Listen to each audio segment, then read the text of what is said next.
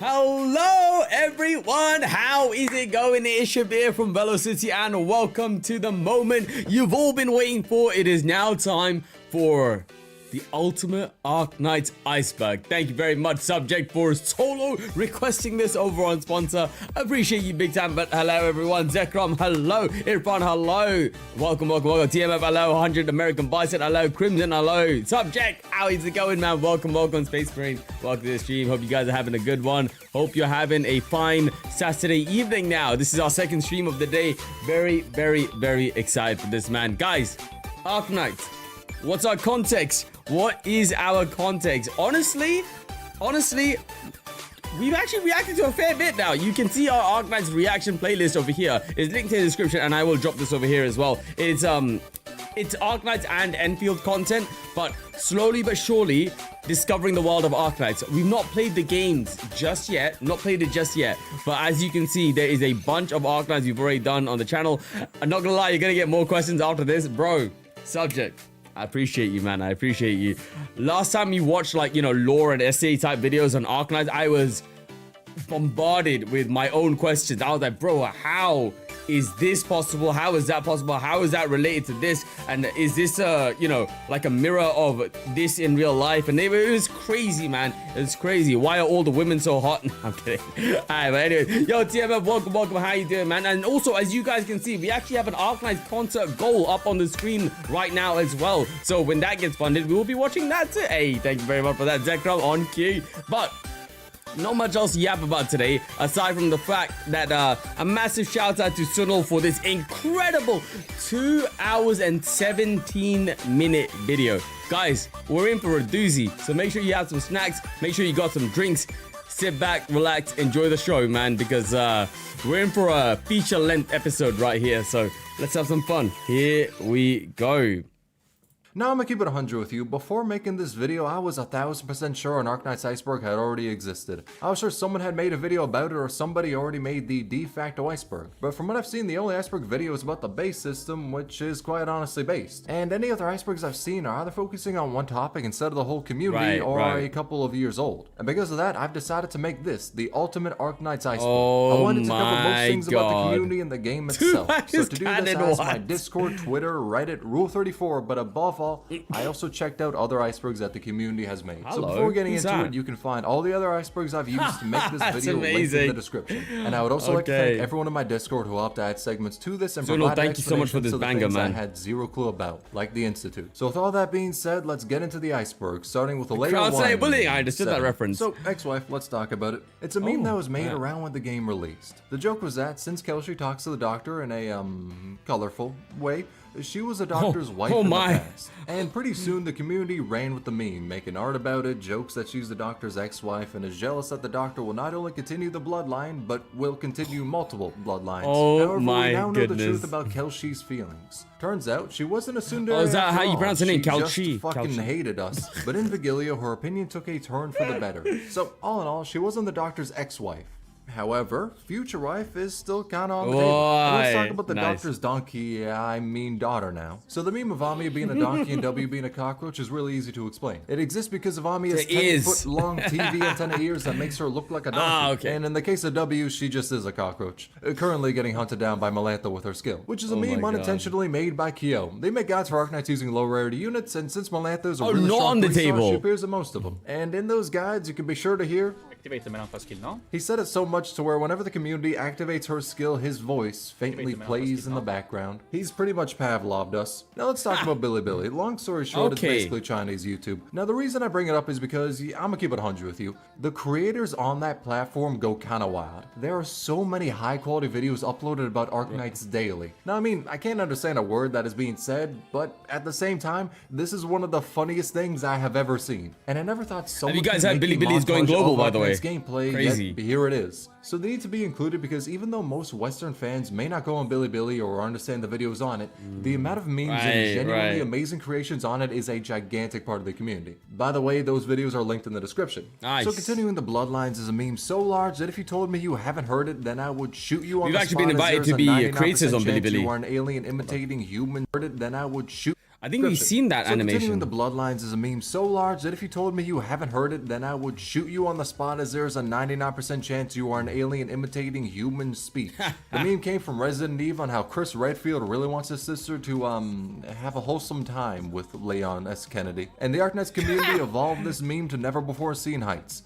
In fact, it'd be easier to say that if a bloodline exists, someone has drawn a comic of the Doctor wanting to continue it. The Nurls, the Royal Banshees, Silver Ash, Amina's sisters, Astasia the Swede, that's right, literal gods, and hell, in-game even Holahack brings it up. The community's logic is literally, if a bloodline exists, then someone needs to continue it. But if everyone's bloodline wishes came to fruition, then by the end of Arknights, half of Terra is gonna come from the Doctor. And quite honestly, that shit would be peak writing. Actually, Hypergriff needs to do that. Speaking of peak, Wheels, let's talk about them. So Wheels is someone who draws and animates a ton of things, mostly pertaining to Arknights. And their animations are, well, yeah, let me just say this. There's a reason they're at the top of the iceberg.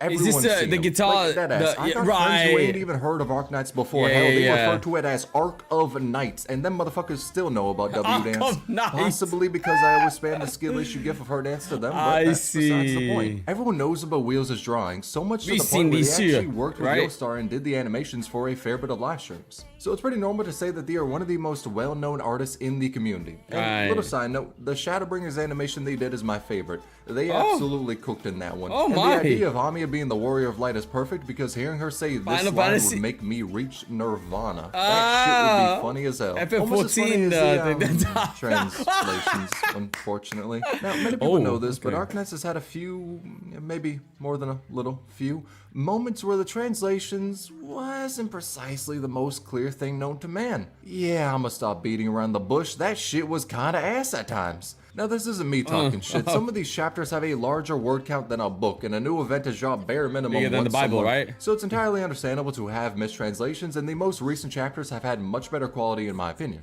Bar the whole 4 attack is physical damage 120% times translation that happened fairly recently. But yeah, in the past there were a lot of cases of pretty fucking funny translation errors or times where the tutorial was kinda not in English. And let's not forget the birth of, or my personal favorite, Annihilatio. All in all, I kinda like the translation errors because, you know, they make me laugh. Yosar should do more of them. Yo, hell, sign me up for the translation team. In a week, all the players will be wondering why every event culminates in saying that Exia is the best waifu. And on the topic of best girl, let's talk about the man that can become them all, Thorns. So Thornification is a name heralded by the people of the community, used to describe a process that rivals the power of God. It is a phenomena that describes how every waifu, not only in Arknights, but in other games as well, how they all turn into thorns. Where it came from, nobody knows. Why it's done, nobody knows. What's the meaning of it?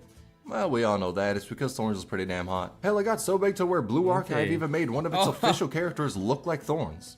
This is not misinformation, I swear. It's as true as 1-7 being the endgame content for Arknights. Now, if you somehow don't know, 1-7 is this stage that gives you these rocks. Thing is, you need roughly a million of these rocks, which causes 99% of players to just auto this stage when there's no event going on. Everyone eats the rocks, it's unavoidable. And this is by far the best stage to get them, therefore, if you play Arknights, until the rock mines you go. And you can also use them to make rolls, but that process is largely not worth it. Doing that shit is kinda a lap dumb moment, which would be this phase. Consequently, this is also the face I make when I avoid farming 1-7 and can suddenly not raise any operators due to a rock deficiency. But it was made for this art trip by this person. Arknights is Hypergriff. Fuck, the community started using it everywhere. Now, we're talking about lap dumb, let's talk about one of the dumbest times for the entirety of the community. So, after the first anniversary livestream, there was a secret outro, and in this outro it displayed the art of 6 future characters yet to be released. Thorns, Mountain, Golden Glow, a Cheeto, Suitor, and Saga. And where the entire community got played for fools, kind of their own making, was Golden Glow.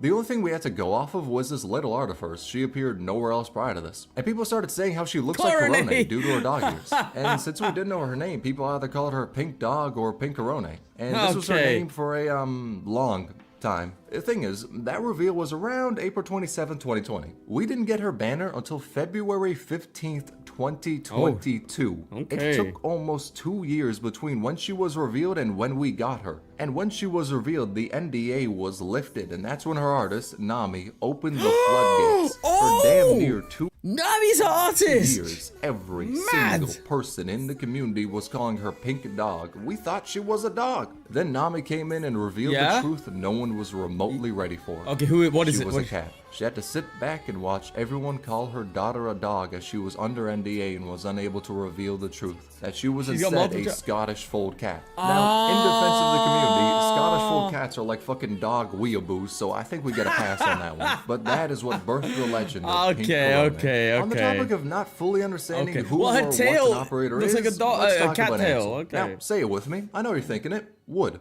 But before Art on Rule 34 reveals this to you, let me either break your heart or make you reach nirvana. It kinda depends on the person. Now, Ansel has beautiful pink hair, some of the prettiest art in the game, and is all around peak. But he's a guy. Now with that, you were either like this or like this. Now, depending on the person, either you're welcome or you should have been gay. Skill issue, to be honest. Speaking of skill, let's talk about 1Ps. This is a self-imposed challenge where you're only able to have out one character at a time. Is there any reason to do it? Nah. Does it look cool as shit? You're goddamn right it does. So 1Ps are literally just a genre of a way to clear stages. I mean, there's many different genres. Either Defender Knights, where you only use Defender, Caster Knights, Niche Knights. If there's a challenge to be imposed on oneself, you can be assured that the Arknights community has done it. This is the most productive masochism I have ever seen. I never thought clearing a stage while only using one tile would be something people thought to do, but I'll be damned. I get it. It's like low manning raids in Destiny and stuff. Something else that's amazing though is the beans. Let's be honest, we've all seen them. I ain't really gotta explain what the beans are. Hell, I've seen more art of the beans than regular art of the Swee siblings, which then made me question something. Who made them? I thought Wheels did, as they've done some bean-oriented animations for live streams, but when I asked them about it, they said that South AC made them. Then I went to ask South AC about it, but yeah. So instead I messaged them on Pixiv and found out 10 days later that the last time they uploaded on Pixiv was a year ago. So they probably ain't ever gonna see that message. In terms of my non-interview sleuthing, I couldn't find any art they've done of the beans. So if I were to hold a guess, I'd say that they were commissioned to do it for official merch. Regardless, they're the creator of the beans we all love, so make sure to follow them, especially because their Sinclair art is peak. And another thing that's peaking is the last note of layer 1 is Mostima's tongue. I'm not gonna cap, saying that out loud was much weirder than I thought it would be. So the premise of this one is simple. Mostima has a blue tongue. Why? Well, her Elite 2 artwork shows it to be bare minimum canon. Now, if you ask me why it's blue instead of, well, fucking not blue, I really cannot give you an answer. Don't blizzards have like blue tongues? Your boy ain't really complaining. Let's move on to layer 2, Instant Noodles, which describes the harrowing, evil, and downright insane action the Doctor did. The action was putting instant noodles in their mouth, still solid, mind you, then taking boiling water and dumping that into their mouth, which then instantly cooked the stale noodles, which were then eaten. Now, that is optimal, but it's also pretty fucking crazy. Cherry on top of it is, apparently, this shit was done at 4 a.m. Kelsey was the one who specified that, and she even went so far as to say that the Doctor was really good at it, which means not only was this shit done once, it was done enough to get good at it. Now you may think to yourself, this is but a simple jab at the Doctor by their ex-wife. Yeah, no, it was confirmed in Shirayuki's operator record. In fact, she even called it genius. So yes, this shit is canon, and the hot water kettle from Fugmas even has this description on it. So all in all, the Doctor is fucking crazy. But not as crazy as Skelter. She was not only the first live 2D operator or the first alter form of an operator, she was also the first operator who came from a different timeline. Now that sounds amazing, truly a monumental moment in Arknights' history, something the cult of Scotty can be fully and entirely proud of.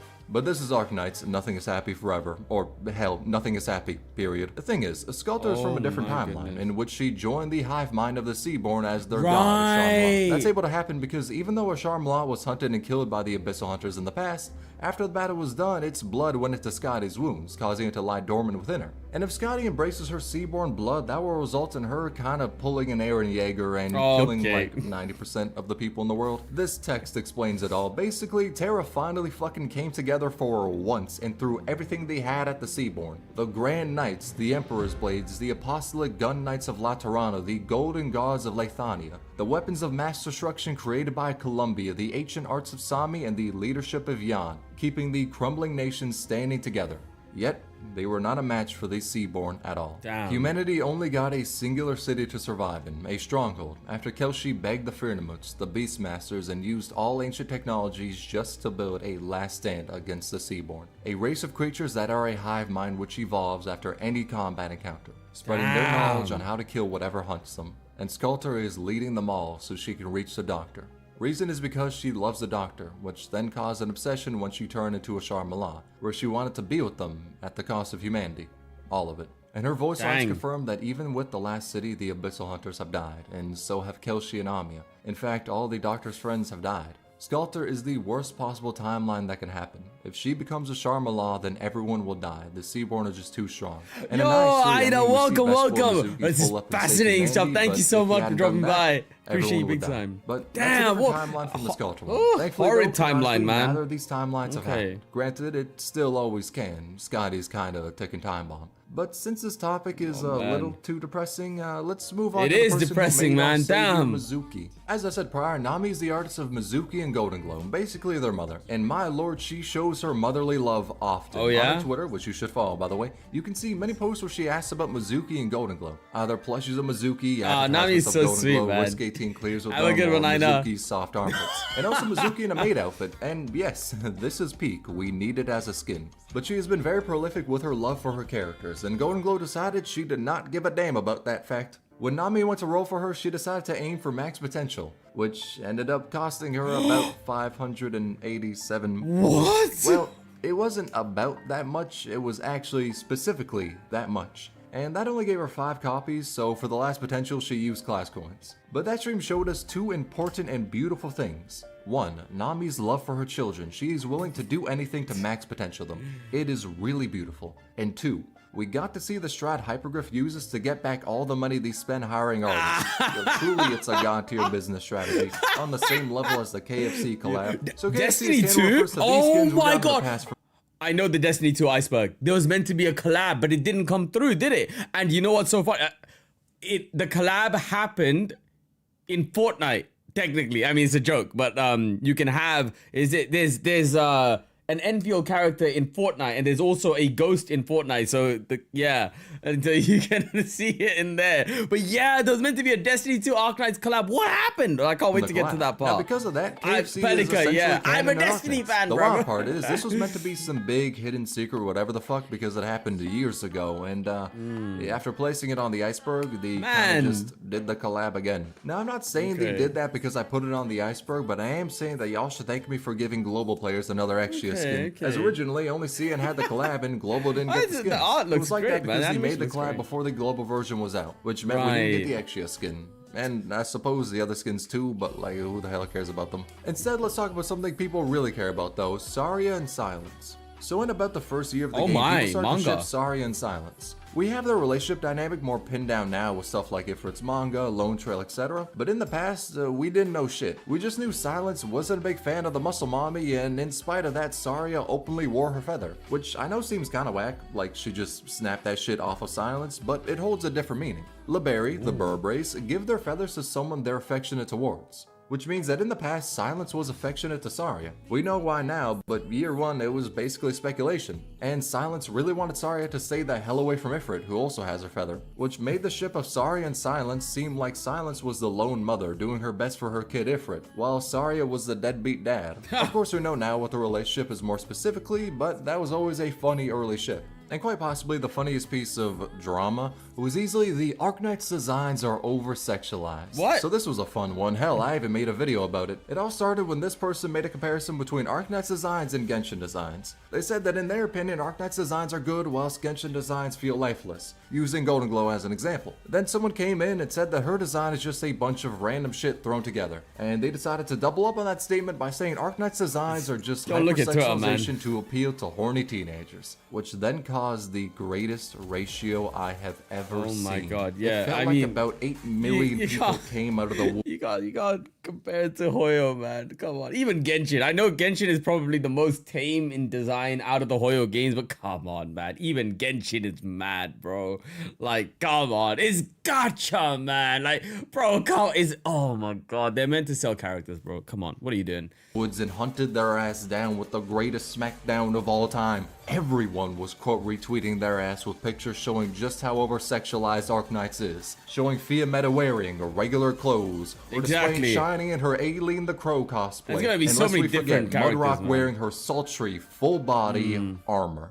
Yeah, long story short, the community had a fun time cooking them. And honestly, the cherry on top is no one was really mad at them. I mean, some people probably were, but for the most part, people just clown on them and that's it. It's not that deep. It's not that deep, didn't dissolve into death threats and doxing. It was just a fun time. So all in all, it was a wholesome moment where the community came together and showed how Arknights designs weren't over-sexualized. It was also a time where the entire community tried to pretend like Utage's summer skin was fan art only. Another wholesome Arknights related thing is the phenomenon pretend like Utage's summer skin was. That's gotta be I forgot her name. I forgot their name. Kamigo Mama, right? That looks like their eyes art style.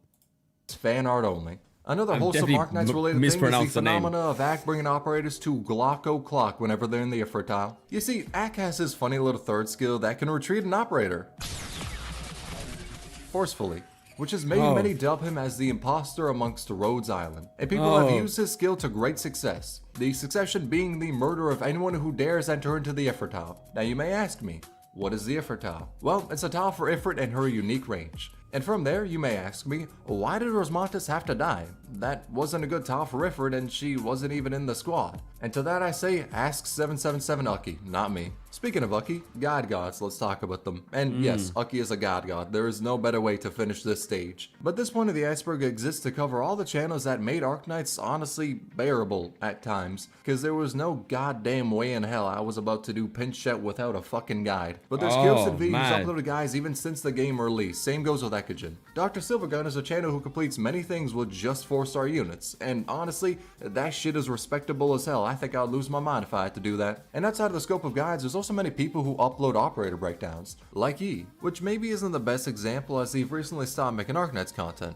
But even with that being the case, they were a great part of the community. Their videos fucking slapped, and they deserve all the success in making different content. And I can't stop uploading videos. Though even with that being the case, many in the community still appreciate the work they've done and the memes they've made, like the Forbidden Book of Yeet. And when it comes to memes, Tactus has also been delivering them since the game's launch, making .exe, sprite animations, and characters singing.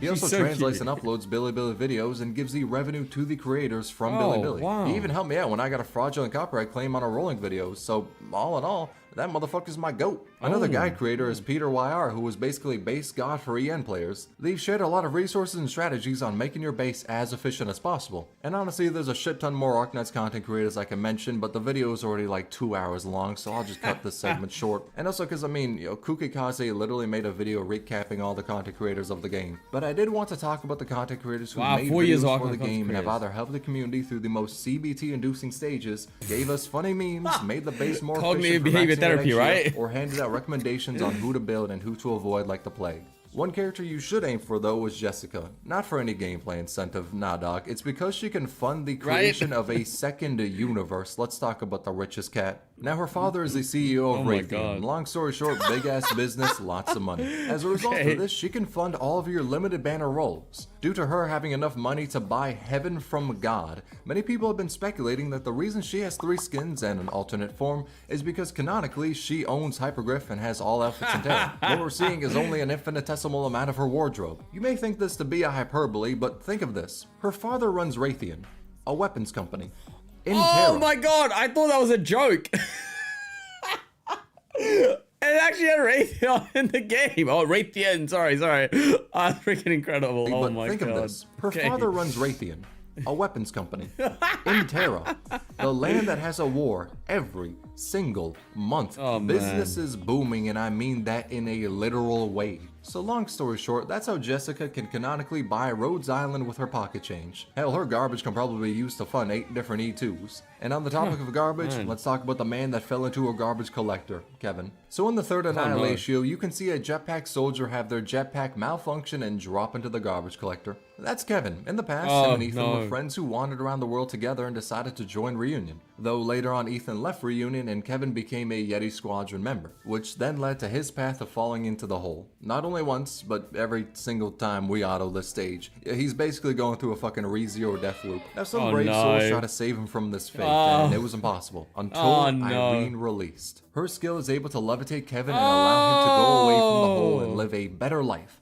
That is, until he goes into the blue box and the doctor eats him, which is possibly why it might be better to just let him live and drop into the hole. As in Ethan's operator record, he heads out to find Kevin. The two of them meet. Ethan gives him erypathy medicine and sees that Kevin is living a normal life in Lungman as a soda seller. Then the two say their farewells and head off on their own paths in life. Kevin to continue living in Lungman and Ethan to continue being used only by doctors following Kyo's guides. I mean, come on, everyone follows them. Just like how everyone knows the torture of the early ads. Because I'm going to keep it 100 with you. The early Arknights ads felt like a psyop to kill the game on global. In my personal opinion, this game kinda good, right? But the ads made it seem like the shittiest gacha cash grab of all time. There was literally an ad that showed the characters getting their ass whooped in a stage, and the way to beat the stage was to not implement any strategy whatsoever, but to instead gacha for a 6-star. Bro, not only did they wipe away any semblance of strategy this game has in that ad, they also completely ripped off my strategy for clearing stages. That was some bullshit right there. But the ads did try to make the game seem like the horniest Coomer bait known to mankind that has throwaway gameplay you can like these mobile ads are always like that, isn't it? Cole, wow, she is hot though, I have to clear say. by just grinding and leveling your units.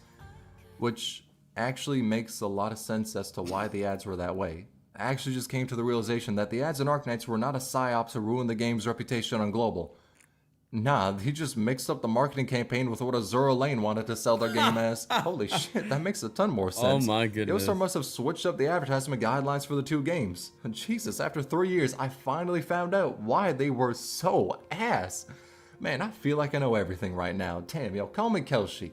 Or don't. I actually don't want to be called the old well. Now, Kelshi's nickname comes from 2 factors. The first one being her age. So, in case you don't know, spoilers for Kelshi's module record, Walk in the Dust, Lone Trail, and Chapter 11. Skip to here if you don't want to be years spoiled. old. But, long story short, she's immortal. She has lived for many years, back when the Sarkaz and Sancto were known as the Tikaz. She witnessed the fall of Gaul. Hell, she was even there when the Battle of the Four Emperors happened. She saw the creation of Kirag, leading the genocide on the Sarkaz, and she even died, to only be resurrected after time had passed. Her real name is Amaten, and she was created by the ancient civilization that came to Terra. She's trying to save Terra, and her actions so far have been for that goal. In a Walk in the Dust, she prevented Columbia from acquiring weapons of mass destruction. She stopped a war between Victoria and Ursus, and acquired the Rhodes Island landship to start the company. She knows most things about Terra and is on a mission to make it a better world, to save it.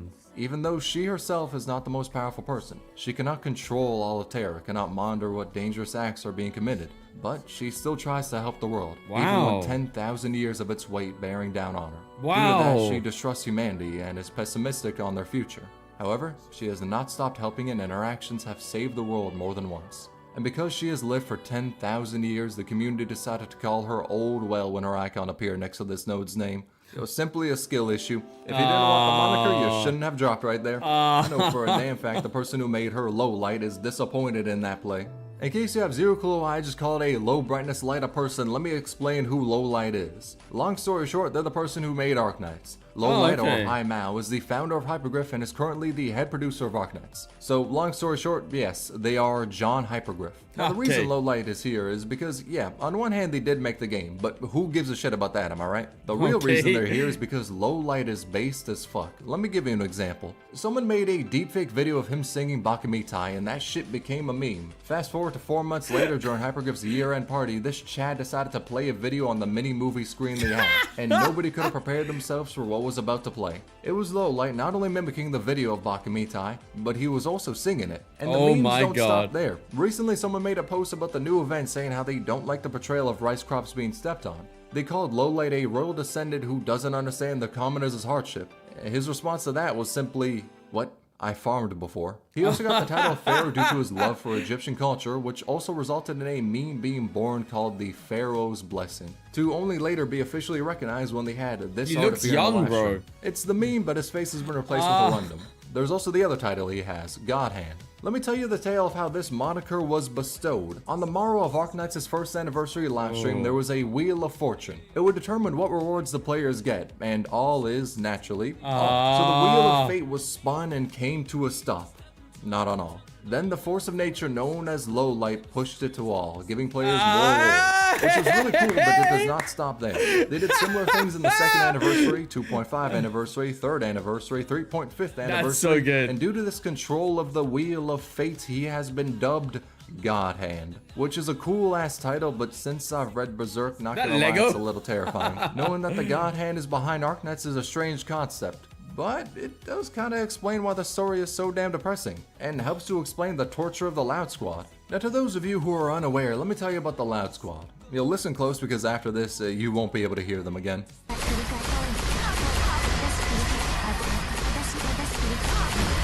Oh my goodness. Yep, that's basically the explanation. You're welcome. Now, Destiny is a funny one. In the past, they teased a collaboration between Arknights and Destiny 2. Man. Then followed that news up by what you're hearing now, silence. Because the Loud Squad made you deaf. I'm thinking that we're gonna get it, it'll just take some time. Because the Monster Hunter collab took forever. I'm thinking that we're gonna get it, but it's just gonna take us that 2 years ago. Hey, Destiny's done for, man, by now. Oh no. What a bit. That doesn't mean that Arknights might not get it. Arknights could still get it. I'm just saying. It might be cope. Ever before some stuff was officially announced. But some people are speculating it'll never happen because of the current situation Destiny is in, with having laid off most of their employees and following up that amazing act with the dumbest fucking statement of mankind. So this was 2 years ago. This is 2 years ago, man. Oh God, man. I can go off on a tangent here, but I'll spare you.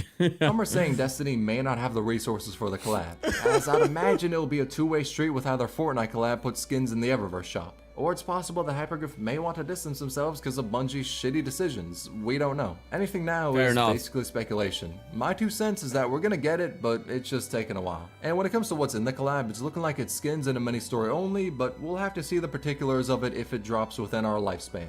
Just like how we're about to see the atrocities of Layer 3, Table Soul Sucking. So, 4 ears, let's talk about it. Now this relates to the phenomena of operators having, well, 4 ears. I ain't gonna sugarcoat it, they got both human ears and the ears of a furry's wet dream. You can mainly see this in some anime art here and there. But there's also characters like Frostleaf, Amiya's newspaper skin, and Jessica who have headphones or something similar over their human ears. Some do only have 2 ears like the Sancta and Sarkaz, but any operator with animal ears also has regular human ears. Now, why this is the case, I do not know. But I'm glad it is because the idea of a bald operator just having a head shaped like a ball with 2 animal ears.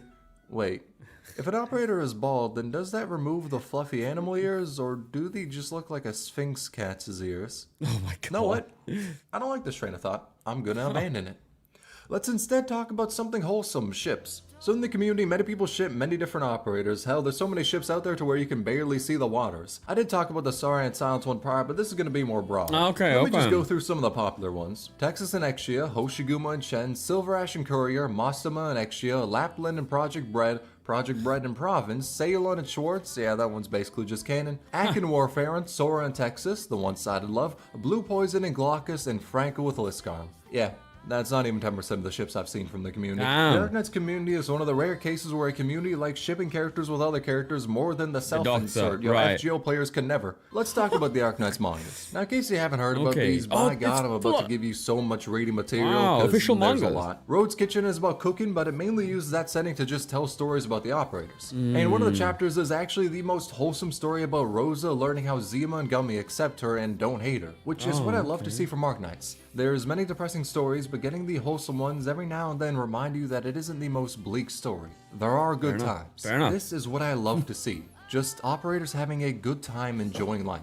Now take all of what I just said and throw it out the fucking window because the Rhinelab manga is depressing as shit. This talks about the history of Saria, Silence, and Ifrit and goes into how Ifrit was experimented on as a child to gain her powers. There's also the Black Steel manga which talks about that faction and the one about Arturian Executor. If you want to read the official translations, the link will be in the description. Ones that are yet to be translated is the Operator manga, Angelina's, A1, which takes place in the city of Tucaranto, which is probably the closest we'll get to Canadian representation on Arknights, so fuck it, I'll take it. And there's 1-3 Rhodes Island, which is basically just funny short stories. Ebonhole's becoming a metalhead is still the funniest chapter from that. Deadass, he blasts the music even though he hates it because the voice in his head, which constantly berates him and calls him and his music trash, hates it even more. That shit is funny and why he's my goat. Though the chapter of Mastoma bullying Fiametta is a close second for my favorites. And let's talk about one of my favorite medics, Tea Applesauce. Now you may ask yourself, what the fuck is Blood on about? Let me explain. So on the release of Arknights, Watch Mojo made a sponsored video of the top 10 operators in the game. And when we got to Telopsis' section, her name was pronounced as... Tea Applesauce. Oh. Techno's reaction to the video helped popularize the meme, and the community ran with calling her Tea Applesauce as, well, that's what homie said. Now, I do understand his plight. Her name is deadass spelled like an old Lovecraftian god, so I can't exactly blame him. But at the same time, homie deadass said Pramanix's name like this. Bon appetit. Bramanix. Honestly, this motherfucker's my goat of Watch Mojo. I ain't even gonna hold you. Now on the topic of Tea Applesauce, let's talk about the table. So this section is...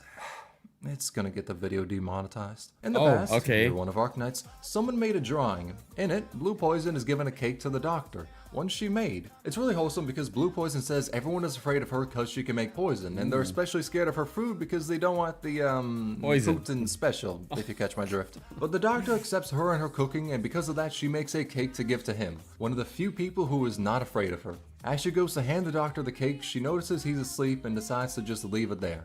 But turns out, under the table, Tea Applesauce is there and is in the most PG-13 way possible. Oh my god. Sucking his soul out of his Johnson. And because of that, many arts are made in which Tea Applesauce is nesting under the table. Or arts where Blue Poison and Tea Applesauce Wait, sorry, I missed it. Like, was that originally fan art, yeah? And then that made even more fan art. You could get the closest to the doctor. For legal reasons, I don't think I could talk about this topic in any more detail, so let's move on to another one. Let's instead talk about hot dogs, no innuendo intended. So hot dogs are people refers to this line from Kelshi and Lone Trail, in which she says that they got that name because hot-ass perros were the ones selling them. And you may question as to why this is fairly low despite the fact it's said in the early chapters of a recent event, but to that I say, I know for a damn fact nobody actually reads the story. Yo, thank the heavens Frostbite exists, without him half the fandom will think Anduin deserves to be forgiven. Let's talk about Pure Stream. She's an operator who released a while back, but on her release, the only way to get her was by buying the Wildlife Pack. It was $1 and give you Pure Stream with 1 Origini Prime. They did clarify that she'd later be added to the recruitment pool, but for a couple of months you could only get her from that pack, which was a collaboration with the World Wildlife Fund, an organization that helps and conserves endangered species. And the funds that went to that pack were sent to the WWF so players could donate to charity in-game and also get a complimentary dolphin. And naturally, since your boy cares about the environment, I bought the pack as well. Also, because Pure Stream is essential to one of the best base combinations in game, but I will still claim that 51% of my purchase was for the sake of the world. After all, I hate some species going extinct. Oh hey, there's Passenger. The operator that is based on the passenger bird, which went extinct on September 1st, 1914. And Passenger's birthday is... oh, well, that's depressing. Let's talk about something fun instead. So on release, Passenger was completely fucking dog shit. Deadass, one of the worst units in the game, and everyone shit talked him. Now this man did not go the way of the passenger pigeon after all that shit talk. Nah, instead, he won. Let me tell you the tale of Passenger, not the dead ones, the Arknights one. Since he was utter unusable trash on his release, Hypergriff buffed him. Well, more particularly, he buffed his class, Chaincasters, as they all, ate more ass than Riley Reid. But that buff was the equivalent to dropping a twig in a wood chipper. It gave nothing. And the CN community went wild in a damn funny way. They made an entire copy pasta about him being God, and the reason he never killed wasn't because he was ass.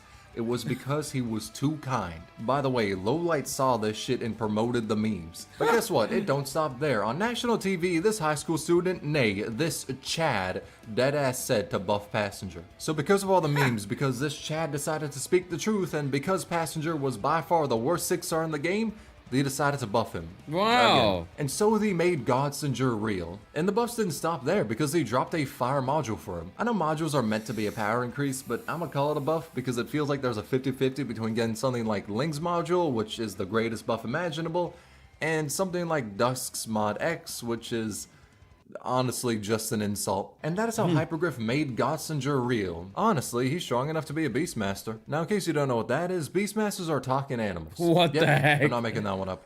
The Emperor is literally a talking Emperor Penguin. The Beastmasters are all immortal and have existed since time immemorial. The Beastmasters we know now are the Emperor, High Priest, Gawain, the Signor de Lupe, Amma, and Dolly. Yeah, that last one feels a little out of place. I mean, not as out of place as the Duck and Duck Lord. Since they have lived for as long as time existed, they all decided to do different things in the world. High Priest spends their time in Sargon making technology. Signor de Lupe is the pack of wolves that fight each other to deem who the Alpha is. But because they cannot kill each other, they instead appoint Fangs, humans, to fight in their stead. They need to kill all the other Fangs and that wolf is deemed the winner. In fact, Project Red is one of these Fangs. And then there's the Emperor, who makes sick-ass rap music. Like, I ain't even gonna hold you, this motherfucker knows how to spit some shit. The Emperor is easily the coolest Beastmaster, bro. Just look at him holding his piece surrounded by the wolves. This motherfucker is my goat, biased to Penguin logistics aside. The Emperor is one of the best things to come out of Arknights, it's not even close. Though, someone who's almost as cool as the Emperor is us. And in case you do not know why the community glazes That was him, such a funny image, man. Wait, sorry. I gotta go back to that. This actually has me howling. Oh my god. This motherfucker knows how to spit some shit. The Emperor is easily the coolest Beastmaster, bro. Just look at him holding his piece surrounded by the... And he was wearing a shirt with Tupac's face on it. This just makes me laugh so much. I love it. Wolves. Oh this motherfucker god. is my goat, biased to goddamn, Penguin logistics aside. The Emperor is one of the I best love things to it. come out of Arknights. It's not even close. Though, someone who's almost as cool as the And just Emperor is hearing that us. rap in the And back in case is you do not sick, know man. why the community glazes him, well, it's due to Arknights' legendary translations, in which he translated his entire operator Love it. description to simply Austa. Nothing more, nothing less. His name is all you need to know to understand how much of a Chad he is. It's changed now, but honestly, I don't think there was anything to fix. It was honestly perfect. My man became a meme due to his Chad energy. And on the topic of memes, let's cover the copy pastas. So there exist many different ones. Okay, that, alright for then. the sake of this iceberg and at Well, the oh my cost of goodness, my sanity, okay. I decided to look up. Thing is though, I don't know if I could really even show this on YouTube. For a rundown, there's a Massimo one in which they're almost as down bad for her as I am for Rexia. One about how sex with Weedy isn't gay, don't question it. The Vaporeon one, but with Spectre as the focal point. The Tallulah one, and an honorable mention of how Thorns throws his sperm for his ranged attacks. And Okay. no, I am not describing that one. I refuse. This iceberg was a mistake. Yeah, that's all for the copy pasta section. If you want to see more, you can easily look it up. I need not stain my eyes more than they have been, and we will never talk about these copy pastas again. Let's instead talk about attack canceling, alright? It's a very niche tech you can use that stops your character from attacking. The way to do it is to use a skill that cannot be used right before you attack. That will cause the operator to stop their normal attack. The best use of this that I saw was a strat for a high risk in CC9 where they had Gladiator attack canceling so she didn't hurt the enemies that essentially have thorns. I just remember the Thorns copy pasta. Anyway, I love his it's humor pretty cool, so but much, it doesn't dude. have too many uses, kind of like the multiplayer in the game. So far in the past, There's Arknights multiplayer in the decided to make game? a multiplayer event. It's where you and another Oh, player okay. took 2 floors of a building and had to stop the enemies. They would spawn at the top and the bottom, and the ones at the top try to take the stairs to get to the lower floor, where the blue box is. And the top player is meant to stop them from that, to make it easier on the bottom player. Thing is, some people decided making it impossible to stop the enemies. This is Final Fantasy 14 and OST, they were right? correct. This shit is hilarious. The multiplayer event was really fun when it was launching. Hope they could bring it back in the future. Yes, I mean, it is. I'm mainly hoping that because I played it in a way that actually helped the other player, and if they brought it back, I would 1000% troll the other player. But we don't need to go into the details of that. Details we should go into though is Crown Slayer bullying. We Now, saw is this one of my personal earlier. favorites, right? So take this boss, Crown Slayer. She was an early game boss and was fairly difficult as She she had to was move to teleport past operators. However, every bit of difficulty within basically any encounter with her was nullified when people found out she has no resistance to being pushed or pulled by specialists. This Wanaki came on in and popularized the bully squad by treating Crown Slayer like she was a yo-yo and the doctor was planning out the sickest tricks. Now this bullying went a step further when Hypergriff decided to remake her boss stage, but instead of using roadblocks to stop her, they just put a hole down for her to go the way of Kevin. Unless we even talk about the new levels of Crown Slayer bullying that happened after Shu was released, Homie isn't having the best time as of right now. And this isn't how much story-wise either, because she got her mentor killed by Project Bread and Siro Kusano, and then had Project Bread run her pockets. And let's we even talk about how in the main story in anime, Kelshi whooped her ass with the most bored expression on her face, even needing to stop Monster from turning her into a shadow. In gameplay, anime, and the story, she has been bullied in every single adaptation. Hell, if a live action was made, the person who gets casted for Crown Slayer is probably going to be sweating bullets, as they know they are not in for a fun time. What'll happen to them is going to be live streamed on Zero Sanity memes. Now, there's two descriptions I could use to detail what Zero Sanity memes is. The first is that it's the meme subreddit Arknights, where people post out funny videos and pictures, etc., etc. You know how memes work. The other descriptor is that it's an affront to God. At times, most times that is, it lives up to its name of Zero Sanity.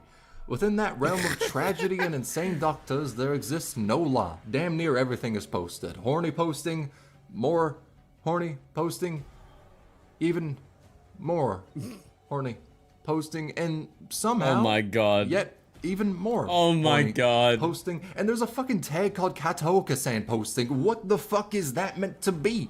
You know, I'm sorry to say, but if you didn't know of this place prior, then please run now while you can. Curiosity killed the cat. Don't increase its KD ratio. Instead of that, let's just move on to Layer 4, Suzu's Cult. First thing on it, Scamfer and Kukikaze pulls. Let's talk about it. You see, Viper is a gacha game YouTuber who primarily makes content on Arknights. Talking about the community, the game, etc., etc. Yeah, that's not what I'm here for. Nah, I'm here to talk about their Dr. Jekyll side, Scamfer. That is a moniker that relates to the paranormal phenomena of them taking, shaping, and molding the most dog shit RNG imaginable. They do viewer polls where they log into the account of a viewer and roll for them on a banner.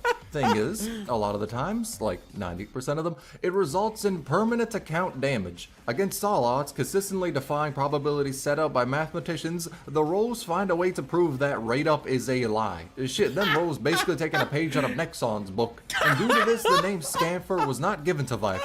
No, it was earned. Meanwhile, on the other hand, Kukikaze can take 3 pulls, a missing shoe, a chewed up gum wrapper, and somehow get pot 6 on half the cast. Truly, I do not know the Ouroboros method they have in store, yet there is definitely some binding vow between the two of them. For every account Viper crushes, that's another one saved for Kukikaze. We deadass got the heaven or hell you could put your account through, and it's hilarious. That's actually incredible, two sides man. of the same coin, much like Province and Scavenger. Now, when it comes to this ship, I didn't bring it up in the ship section as it goes a little deep. That is to say, it's kinda official. In Scavenger's profile, there are 2 pretty interesting archives to look at. One tells the story of how she loved this girl from her home village, but was then thrown out due to her being infected. And once she met her love again, she was already dead. Yeah, that shit is kind of depressing. But what I want to focus on is the fact that she likes women. She's the first confirmed LGBT plus character in Arknights. And in another archive of her file, well, easiest way to put it is, do you know how gay Moby Dick is? Like, imagine that, but with women instead. Wait, that's just Canto 5.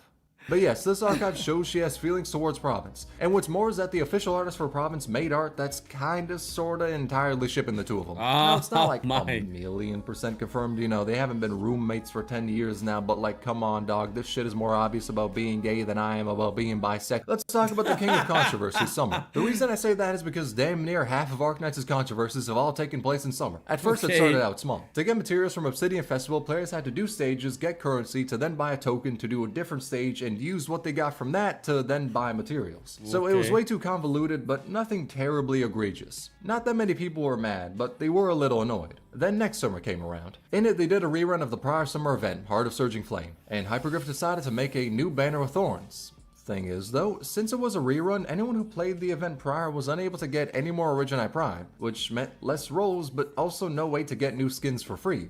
As in other events, you can complete the stages, get the prime, then buy a skin for free. But in this one, older players couldn't do that. Add that to the fact that back then, Thorns was probably top 5, easily top 10 operators in the game, and yeah, it's understandable to be pissed. As a response, Hypergriff said they will never introduce a new banner on any reruns. And 3 years later, they've stuck with that. No rerun has had a new banner. Even though it seems like some were meant for a rerun, like Suitor being in Granny's event and Achido being in a Coder Brawl rerun. They also decided to rerun Thorns' banner and Unedited's banner after her event. So players could get prime from that and another chance to roll Thorns. Or use that prime to buy the skins that dropped during Thorns' banner because they were also being rerun. And finally, they gave players a free 10 pull as well. All of that calmed down the shitstorm that was the first and only instance of a new banner on a rerun event. She's really cute, man. I like her. Who is this? The community reacted when Summer I like my fox, my wolf girls, man. That was hell. You see, at the time, Arknights never had a limited summer unit before. We had Chinese New Year limiteds like Neon and anniversary limiteds like W and whatever half anniversary ones as well. This made it so there was two pools for limiteds with them running 3 limited banners a year. Then they came in with the limited summer pool and people weren't the most happy, as that was now 4 limiteds a year when prior, at launch, there were 0. So that's where the controversy started. The oxygen for the fire was the fact that she was top 3 strongest units in the game, arguably at the time top 1. The gasoline for it was the fact that she looked like another operator, Blaze. The propane was how people felt that the altar was random and not story-based at all. Most people thought that Summer Chen was just a lazy alternate form of a popular character, as in the event she kinda just pulled up a water gun out of nowhere, so it didn't feel as lore deep as something like Sculptor was. And the sprinkles on top was how the character sharing the raid up, Mizuki, was kinda dog shit at the time. This caused players to feel like Summer Chen was a cash grab. Make a new limited banner out of nowhere, make her broken as fuck, make an alternate form of a beloved character whilst not having the strongest basis for an alter form, and have her look like Blaze. And have the alter form be based on her outfit from Heart of Surging Flame that everyone wanted as a skin. And then just remove it in her E2 in favor of some really mid-drip. This controversy had CN players make a list of 15 demands for Hypergriff. No limited summer ban, no poorly explained alters, decreasing the spark from 300 to 120. They should dead do this shit, by the way. Cancel the limited banner and make it solo Mizuki. Dog, this one would have caused way more controversies if they did that. Change the E2 art, which they did and made her look less like Blaze. Change all the old character arts in the game. That demand is whack as hell and I don't really gotta explain why. Explain why it looks like this Ami art is plagiarizing from this company. Demanded the lead artist to explain the issues about their art and the issues in the art book. Change a store package that gave players less in it than what it gave in a previous limited event. Understandable. Hey, how's it going, Isan? Welcome. Package. Explain where Pink Doggo, Golden Glow, is. Promise the new module system is free to play. Hypergriff said it was, but some players lost trust in them due to this event, so they thought it wouldn't. Turns out the module system was completely free to play friendly, but at the time players had no way of knowing. Proofread all future and past dialogue. I disagree at this point. I say proofread less. It's funnier that way. Make event timings planned out better so there's a rerun after rerun, as stuff like that is really boring for older players. And prior to this banner, there was a 2-month period of nothing new except for Vigilio. Make new story chapters come up faster, and finally tell us if there will be new roguelike game modes and if they'll be permanent. Hindsight 2020, we got up to 3 at the same time and all are permanent. So yes, that is the list of demands and goes to show how nuclear Summer Chen was. Some of them were addressed, others were valid, and I completely agree, and some were just people throwing needless hate on the head artist for Arknights, and I personally cannot get behind that. Though it goes to show how that was probably one of the lowest points for Arknights. Thankfully, the next summer event, Velo City, didn't really have any noticeable controversy around it. But So Long Adele had some people complain that there are too many alternate forms of operators, and I agree, as there are some I would love to see taken out of NPC jail. Like Lemuin, Ascalon, Lemuin, Logos, Lemuin, Closer, Lemuin, Opian, Lemuin, Mechanist, Misery, that Lemuin is not an operator. Okay, I got a bit of a bias. Aside from me spitting facts, out of 4 summer events, 3 have had controversies with them. I don't know what this summer-based curse is, but my god, is it funny as hell. Straight up, the next summer event feels like a 50-50 chance between being normal or another shit show. We'll have to see. It's a curse, much like the curse Exia has.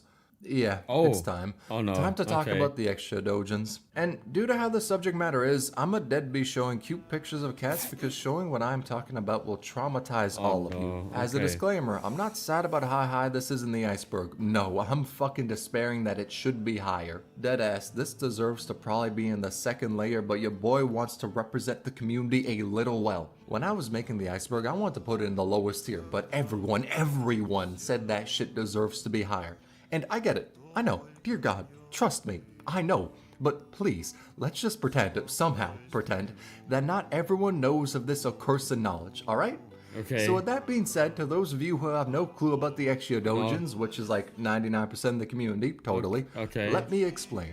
Now the best way to explain this without having YouTube kill me is with math. So there are 23 Exia Dojins on that one site starting with an N. 11 of those are not safe for life, damn near half. The other half of those dojins ain't exactly the peachiest, but by comparison they're as pure as Jesus. The only tag most of the not safe life ones share that I could say out loud would be Riona. In case you don't know what that is, it involves violence. I won't say any more, but I will say that Riona is not the worst tag on those dojins.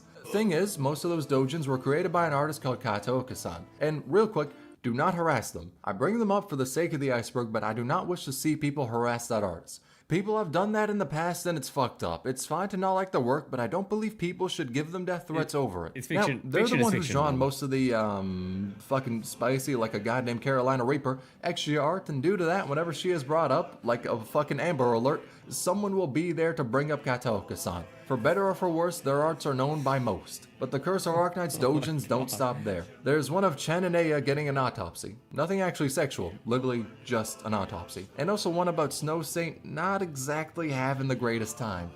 With that depressing shit done, let's move on to something equally as ass, Beagle's death. And Who's Real Dust showed Cruz a dream, something contained within her paintings. And in that dream, it was alluded to that Beagle died. See, she went to Bolivar, her hometown, and in Bolivar there is a war going on between 3 factions vying for control over the country. And during her participation in the war, she died. However, that's just a bad She's dream cute. Dust showed Cruz. It's not fully reality, right? Well, it goes a little deeper. Beagle has a bloodline of combat skin, one that is taken right before she participates in the war, which ominously says the outfit worn by elite operator Beagle, serving as the rear guard during the Great March of final Bolivar. test. This is her final test, which gives more evidence that something may have happened in Bolivar, especially when you know the meaning behind the bloodline of combat skins. But again, it's just a dream of the future, something that can happen but can also be avoided. After all, we saw Mr. Nothing get assassinated, but by joining Rhodes Island, he was able to escape that fate. Oh, playable But when Cruz characters had her die in dream, She saw Arknights? Beagle, and the first emotion she felt was disbelief. She was very distant from Beagle, as if knowing that just by seeing her there, something is wrong. Later, the two go their separate ways and say goodbye. Then Cruz Oh. hears, "See you. We'll meet again." You know that's not how things will end. What you will face on the path ahead will be far worse. Then it cuts to a different point in time, the Bolivar operation. In that painting, the emergency comms stopped working and Cruz decided to run to where Beagle was. And upon getting to her location, she says, "Beagle? Are you sure it's her?" "No way. How come?" And here's this response. "We'll have a detailed report later on." And, well, Cruz, we probably shouldn't get too involved in this mess. If Bolivar is really this complicated, there's nothing we can do for her. Oh my. With Cruz saying, "No, I should have stopped her. I should have stopped her. Whatever it took, And as even more evidence that she died, Lava the Purgatory's operator record talks about the blank incident in which she became a full-grown adult in the span of a night. And the blank incident probably refers to Bolivar. This is the evidence that Beagle dies in the future, but counter evidence is what Neon says after saving her. All she did was draw the rest of your lives out in the painting and let them play out again. Oh, from this the emotional beginning. music is That's all killing me fake here, man. anyway. Couldn't you have picked a better ending? In the main storyline's timeline, love her design. so currently Damn. in Victoria, we have yet to see Beagle die. It may be completely confirmed in the future of the main story, maybe in a Bolivar-related event, but as of now, we do not have a fully confirmed death scene for Beagle. Just a lot of evidence that something will happen to her. However, we do have a fully confirmed death scene for KO. Oh boy. It was in one of the endings of her integrated strategies, Fung Mist, in which she died with the cause more than likely being the copious amounts of shrooms she consumed. Yep, Fung Mist is literally just Kyobe's drug trip through Sargon after she ate some wild shrooms. Thankfully though, that ending is not canon and instead Kyobe just had a really fun time. What is canon though is Hordier being an idol fan. What? That's right, this beefcake of a man with extra cake is secretly an otaku. He is not only the biggest fan, but the biggest simp of you Wait, official. what? Long story short, she's a streamer, and in the most recent April Fool's event, you managed her live stream. And as we were doing that, we figured out the account name for her editor is One-Eyed Spy. And when you take a look at Discount Guts over there, then yeah, the name adds up a little. Okay, Now apparently, okay. I say apparently as we're yet to get this event on global, but these are apparently some of the messages he sent out in chat. Now, I want you to read this and imagine Hordier's deep fucking Mariana Trench ass voice saying this shit out loud. It is easily one of the best things to come out of Arknights. As a result of his simpery, 2 things happened. 1. Players took it as confirmation that he was going to survive the current story arc because people were not 1000% sure on that being the case. 2. Immense amounts of art started being made with him being an idol fan. Fanboying, getting hyped for a stream, having a body pillow, you name it and it has been made. It feels like the entire Arknights community banded together to show this man as a fanboy in all of his forms. And it is beautiful. The only other time I saw such connection within the community was for Platinum's Faceplant. A bit more than a year ago on Japanese TV, Hitomi Oh, Honda, no. an idol, Hordier's probably a fan, was cosplaying I hate Platinum this had to use an exercise, umbrella man. while a man wearing a muscle suit commented on it with people reacting to it on face cam. Now, as to why that is the case, there is only one answer. It's Japanese TV. And as the cosplayer tried to use the umbrella, they heroically face planted on the ground. And the entire Arknights community saw this shit. Within what felt like 0.2 nanoseconds, artists came out with 5 million different works showing her having face planted. It felt like for a brief moment, technology advanced to where people could immediately draw and upload the image they were thinking about. Everyone drew her face planting and that became associated with platinum. The memes die down now, but the memories about it will never fade away. Just like how Platinum will never have a six-pack, or how Hyperglyph will seemingly never decide to take an easy-ass bag. Let me explain what I mean by this point. So there exists an infinite amount of moments where Hyperglyph can do something very simple and just print money. One of those, you may ask? Giving us Maid Kelshi or Butler Kelshi, preferably Butler Kelshi, making any of the Ambiance Synthesia outfits into in-game skins, giving us the Angelina and Masuma sportswear outfits, giving us this extra outfit that I don't even remember where it's from, but I have it saved as a screenshot on my 6-year-old phone because I am the most insane Exia simp. Point is, there are a multitude of different sprites which already exist that if made into skins will have everyone throw money at the screen. Yet for whatever ungodly reason, Hyperglyph refuses to do it. I do not know why they haven't, but not making Kelshi Butler drip into a skin is the greatest form of financial sabotage. We already got the sprite, dog. You don't need to add anything else to it. We'll buy it from the store in that form, goddammit. Them not making the easiest financial choices is almost as whack as Suzerain having a cult. Now I'm not talking about the cult. Nah, I'm talking about an official in-game one. In Suzerain's operator file, you could see a paragraph rivaling the length of this video being used to detail every action Suzerain takes in a day. And at the end of it, they say, Miss Suzerain is our light.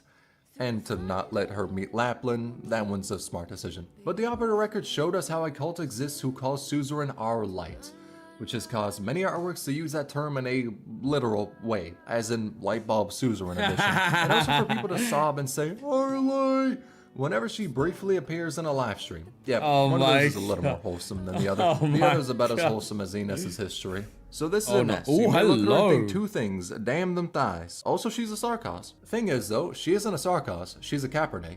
In her E2 art, you can see Ebenholz's ancestor, and in Dark Knight's Memoir, they talk about her shaving her horns to look more Sarkos. Thing is though, with her being a Cabernet, she should have ears that show that. I mean, look at Eben and Aya, they both got goat ears. In fact, we don't even see a tail. This has caused people to think she either hides her ears under her horns or has, you know, sukin at them. Oh man. Like slice, dismantle. Okay, she cut her ears off is the theory. Tail is a maybe, but I feel as though that's easy enough to hide. I mean, as long as she wasn't really taking back shots from Hordier, there was probably no reason to. Though her reasons for appearing like a Sarkos become apparent in her operator file, where she hands an orphan Lethanian boy in Kazdil a file and says, only a Sarkos can survive in Kazdil. And Ines later says the only difference between her and that boy is that she survived afterwards. So it's likely something similar happened to her. Now if she did cut off her ears, or if she is a Cabernet that just doesn't have noticeable ears, I couldn't tell you. But I can tell you that she had to pass off as a Sarkos. Even now, she still doesn't disclose her race to Rhodes Island. Just like how Cruz never disclosed her eyes either. In her base form and altar, she dead held the look of Brock, never opening her eyes. Why? Because if she did, God Cruz would be awakened and bring calamity upon Terra. And also because she's sleepy as hell. But in an art book, we finally got to see her open her eyes, and they're green. Now, what you will do with that knowledge, I don't really know. Much like I don't know what you'll do with the knowledge that smart toilets are real. And Undertide, Scotty laments being on the land instead of Aegir for many reasons, one of which being the lack of automatic toilets. And I won't even cap, that's a damn good reason to not like Terra. But Aegir has way more advanced technology than any other nation on Terra, which is why they're able to make abyss haunters and also have bidets. Hell, their technology is so advanced that I'm halfway sure the leakers got it and are using it to show us which operators are coming next. Granted, at times it isn't exactly the hardest to do, as Arknights has a really funny history with leaks, such as basically any limited operator having their advertisement put up a bit before they release, with only a thin sheet of onion paper being used to cover it up. Cause yes, no one thinks this is Arturia. At all. Hell, even a general outline for the story of her event was leaked. You know what? Let's see what else has been leaked. Delphine, W's icon, Texas Altar was, and her event taking place in Siracusa, Yato Altar, and Noir Corn Altar, with their drip drop too. You official being an operator, with skin, Shu was leaked from a content creator site. There's also train advertisement details. That's right. Not even the ads themselves. Now, the plans to advertise them Hell, at this point, I'm literally just going through Arknights CN info dump. Link to their Twitter in the description. They post a lot of useful info about the game and actually spoiler leaks. But this is really only a smidge of the amount of content that's been leaked. Though the most interesting link to know about is one that talks about many operators we are still yet to get. Skip to here if you don't want to be spoiled on them. But when Arturia was leaked far in the past, 6 others were data mined as well. Phoenix, Dashin, Snowfox, Sankat, Ba, and the 7th is March. Get it? Now these sprites were put into the game more than a year ago, but the only one we've really seen is Arturia. But something that's interesting is that Phoenix was leaked to buff Abyssal Hunters, these and cinematics in Andrina's profile she mentions an operator called Incandescence. Now it's important to note that even though the game files calls her Phoenix, that isn't what her name really is. I mean shit, they spell it as PHX. But names in the code are different than an operator's code name. I probably could have worded that one better. Though, take Spectre. In the code she is called Ghost and Spectre Alter is called Ghost 2.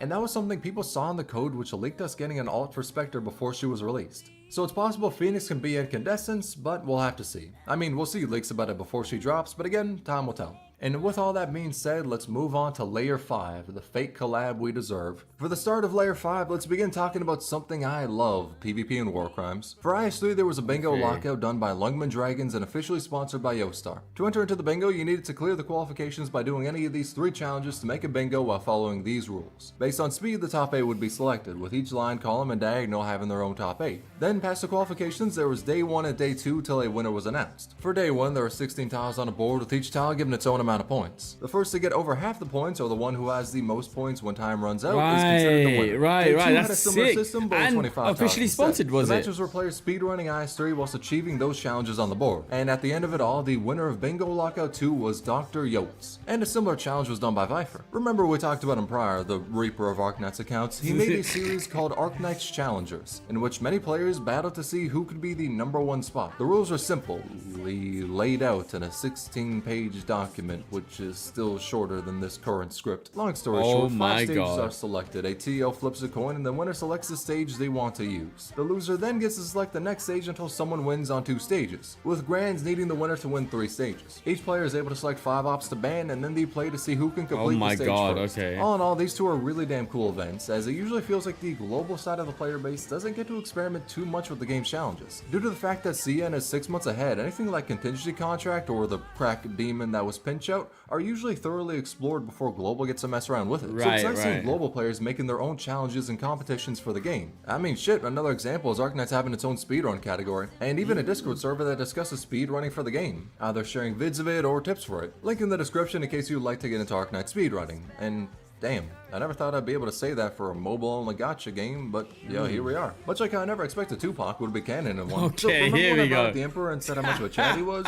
Well, he quite literally has a shirt with Tupac's face on it. Hell, it even says... well, it doesn't say his name, and it says Tupac, but you get the idea. The reason why he has a shirt is very simple. The Emperor is amazing. Lambo as well. Tupac was amazing. There need be no other reason. Another amazing thing was when Arknights was nominated for a Grammy. The 2023 Ambient Synthesizer concert was nominated and actually won the award Live Concert for Visual Media, which was amazing because it meant W actually pulled a W. Because last time her operator song, Renegade, was nominated for Best Original Song, Video Game, and she dead lost that shit to a League song. Understandable though, League songs kind of slap. But she was able to pull the W on her 2nd nomination. It was a beautiful moment to witness. The global players were hyped, the CN bros were celebrating with us. As a community, we were all so proud this little game we picked up 3 years ago had done something so amazing that not many games can say they've achieved. They won a Hollywood award for the concert they made to celebrate with the fans of the game. And as a reward to celebrate this historic milestone, we got a roll and a half. Damn. I need to watch that. Bro, I swear to God, they've given us more due to low light sneezing in the past. What the fuck? Wait. I think I remember that or something. A roll and a half. I think I remember something about that. Bro, I swear to God, they've given us more due to low light sneezing in the past. What the fuck? Okay, let's talk about the fake ads instead. Now this one's actually wholesome. A Bilibili creator called Rhodes Bakery of Honey Biscuits made a full-blown fake advertisement live stream for 4.5. Mind you, they didn't try to fool anyone that it was an official live stream. It was fully a fun fan-made project. They came out with a PV trailer, a medal list, fan-made E2s, fan-made operators performing on stages, fucking somehow, art for the live stream, fan-made skins that contained an outfit which made me actually want to build May, making Leslie look like even more of a badass. The best looking Ines skin that if it was just ripped one for one, I would dead spend 21 arundums on it. Casual drip Lynn and motherfucking Gilgamesh Malinar. Oh my days. days. And I'm like 99% sure they got someone to voice act new lines for it. The amount of time and effort put into this video was insane. Mad. And keep in mind, all of this was done days before we got the PV for 4.5. So it's not like they had a ton revealed they could work off of.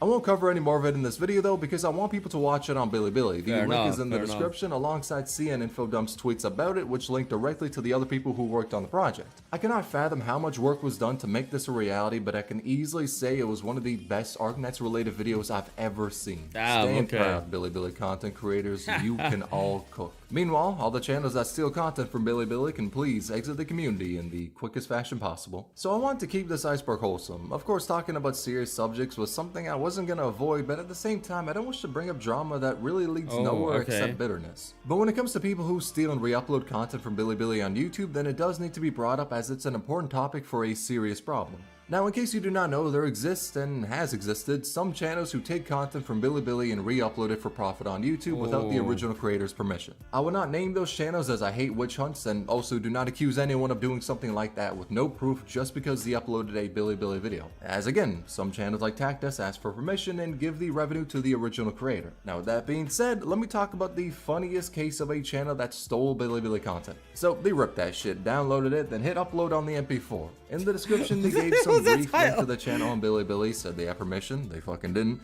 then ran ads on it and gained money from the videos that lacked even the tiniest shred of their own work or talent being put into it. Then they took this shit a step further. They decided to upload event trailers and run ads on them. Now, some creators do that like Casual Team, but the thing is, they don't run ads on them. But that channel decided to not only profit off the hard work of Bilibili creators, but they also decided to do that shit to Hypergriff, the company that makes the game. Which, yes, is incredibly dumb. I don't even think a tweaking crackhead would make that decision. But worry not, for they decided to somehow one-up that shit. They took the entirety of the first Ambient Synthesasia concert and re-uploaded that shit on YouTube before it was officially available, and even ran ads on it. Now the best part about this is, at that time, the only way to watch the video about the concert was by having a premium Bilibili account, basically YouTube Premium. Now of course you can easily watch the official upload for free now as it's been uploaded to YouTube, but back then it was a big deal. And overnight, Hypergriff really just said, imaginary technique, you're banned. And fucking eviscerated that channel, fully deserved. Out of all the examples of channels that have ripped off Bilibili creators, this is by far the funniest one. The less funny part is the amount of clones I found whilst researching this. I was gonna come on in and make a joke like, oh, I had to search past like 10 other channels that have done the same thing. Yeah, only problem with that being, it's no longer a joke, it's a fucking understatement. Looking into it, there have been many examples of channels being made that just re-upload CN creators as videos and make a profit off of it. Thankfully, the community is pulling a low-tier god and stomping out these channels, but they keep coming back despite us knowing their game because they keep smelling that syrup of the YouTube ad revenue. It's a problem. One that many people have put painstaking hours to see fixed, but will probably continue to exist as it's really easy to do and get money from. Hell, if one channel gets found out, create another in the same week. You already got the MP4s, the only thing stopping you is your upload speeds. Which is why as a community, it's best we continue to expose the channels who have actually done wrong. Don't falsely accuse people. And kindly tell stealers to never browse the internet again. Yo, this cinematography is sick! Let's talk about what happened with DMC. When it came time for the Capcom collab announcement, when we finally had a stream to tell us just what it would be about, we waited with bated breath as they first talked about reclamation algorithm, and as they showcased the trailer for it, we heard it. The DMC5 main menu and voice play in the background. This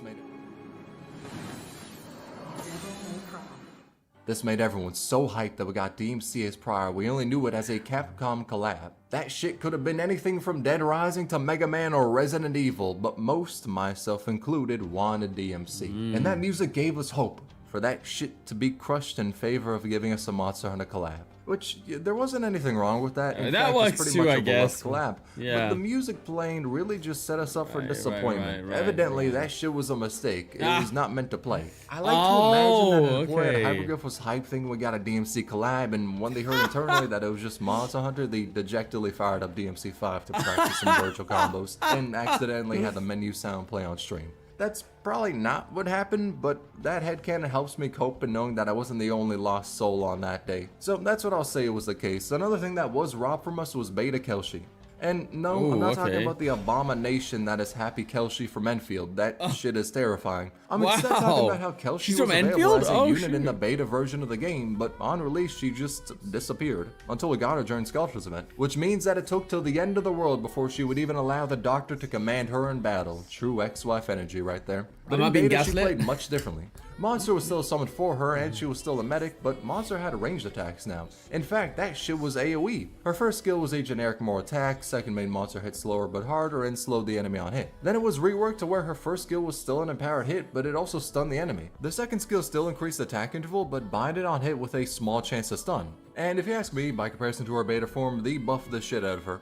I mean, most beginning 6 stars on Arknights feel really basic when compared to the newer units, but my lord, I am glad they changed up her kit. They spent a bit longer in the kitchen with Kelshi, Right. but they cooked for her release. Completely unlike how Old Days try to cook by ripping off Arknights. So Old Days is its now dead NFT game, which for whatever ungodly reason, against the advice of any life form with an IQ above 2, they decided to trace Amiya's animation from chapter 8 for their dog shit games trailer. I So why they thought remember they could this. Get away with that? I I'll think I never be remember able to this. tell you I think I as I'm remember yet to this. do enough crack cocaine to put me in that same headspace. The funny part is, they decided to double down and say it was original and not traced. I remember Acting as this. if no one had fucking eyes, and then said that Arknights cannot sue them, and they won't dare to. Naturally, them bitches got hit by the Nintendo special cease and desist. Afterwards, a great I remember silence must that, have enveloped their yeah. headquarters because we heard nothing from them. They basically fell off the face of the planet. And much like what Oh. happened to War of Embers, that's a game that took really heavy inspiration for Arknights, which is code for saying they just copied stages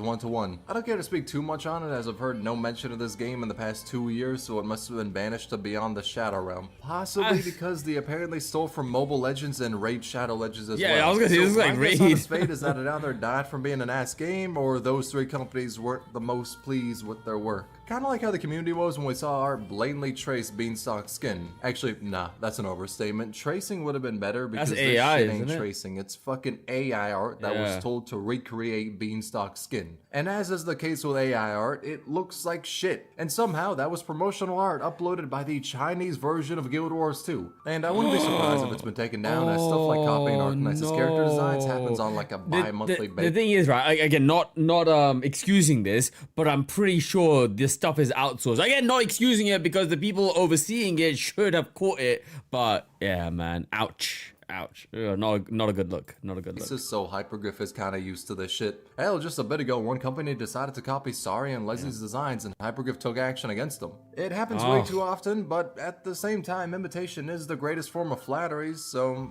fuck it.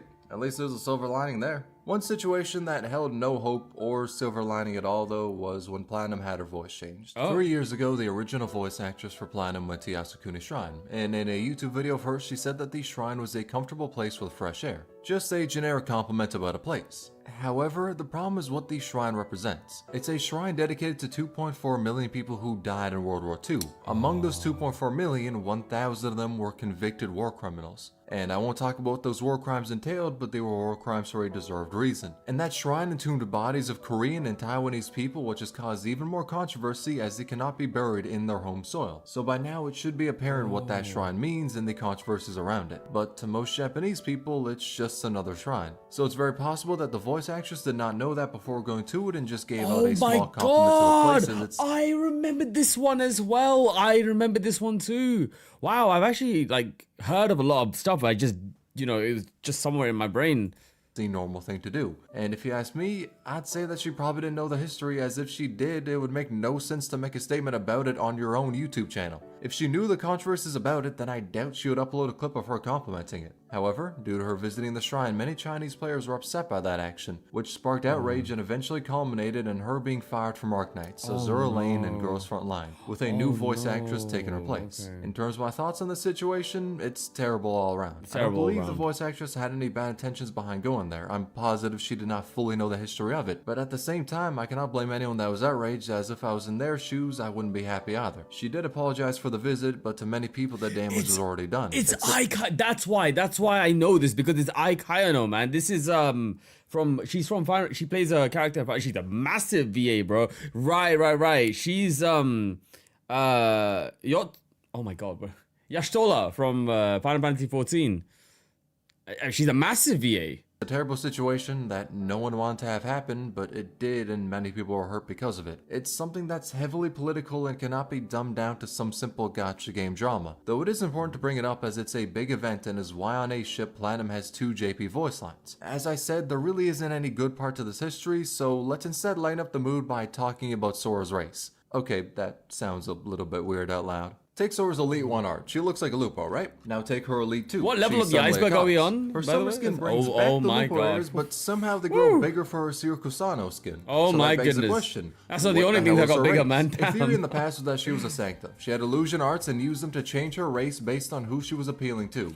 She likes Texas, so she looks like a Lupo for her, whilst at E2 she looks like a goddess for the Doctor, as Amia, a goddess, is very close to them. And people said she was a Sancta because Executor has a relative that is very proficient in illusion-based arts, so people thought that was Sora. 4 years later, we know that wasn't referring to Sora, but instead to Arturia. Though Sora does have proficiency in illusions from what Orchid has said, so it's possible that she might have been able to make her halo and wings invisible and then throw on Lupo ears, but at the same time, hey, how's it going? against her Welcome. being a Sanctum. Like in Crota Brawl, where she asked the greatest waifu in the game, Exia, what it's like putting on a hat. If she was a Sancta and bound by the law, there would be no reason to ask that. And due to how Sancta can feel each other's emotions, Exia would immediately call her out online. So what I believe is the case is that Sora does use illusion arts to change what her race appears as. She appears as a Lupo because of her appreciation, over for being gay as hell, towards Texas.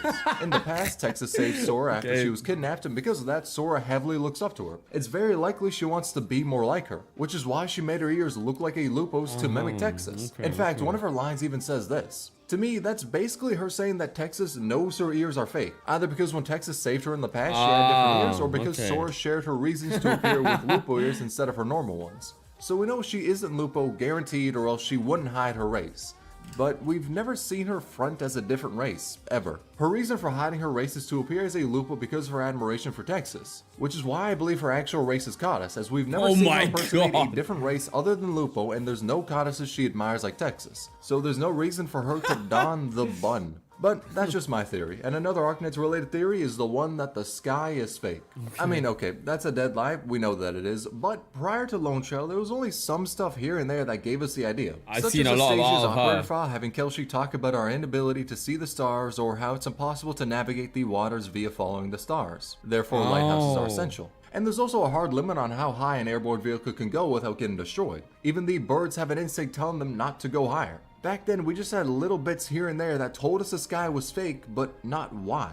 That is until Lone Trail came. Skip to here if you want to avoid spoilers. Well, I mean, we found out that the sky is fake due to a barrier that prevents things from coming in or going out. This barrier also warped light, so people couldn't accurately observe what was beyond it, thus leading to the inability of accurately charting the stars. That is until Christine Wright blasted a hole through the fake sky to finally accurately observe what lies beyond Terra. And when she opened the star pod, people were able to see one of the twin moons clearly for the first time. We do not know precisely why the star pod was created. One theory is that it was made to prevent Organium from leaving Terra. Another was that it's a defensive measure to prevent the disaster from above that wiped out the ancients. We may not know why the fake sky was made yet, but I could say that it was amazing seeing the truth of the sky be revealed in Lone Trail. Because for 3 years, we always had little bits of knowledge to tell us about it, but nothing confirming how it was fake. So seeing it be revealed felt like the culmination of various bits of lore in Arknights, all paying off at once. And other bits of lore I really love are the Bloodline of Combat skins.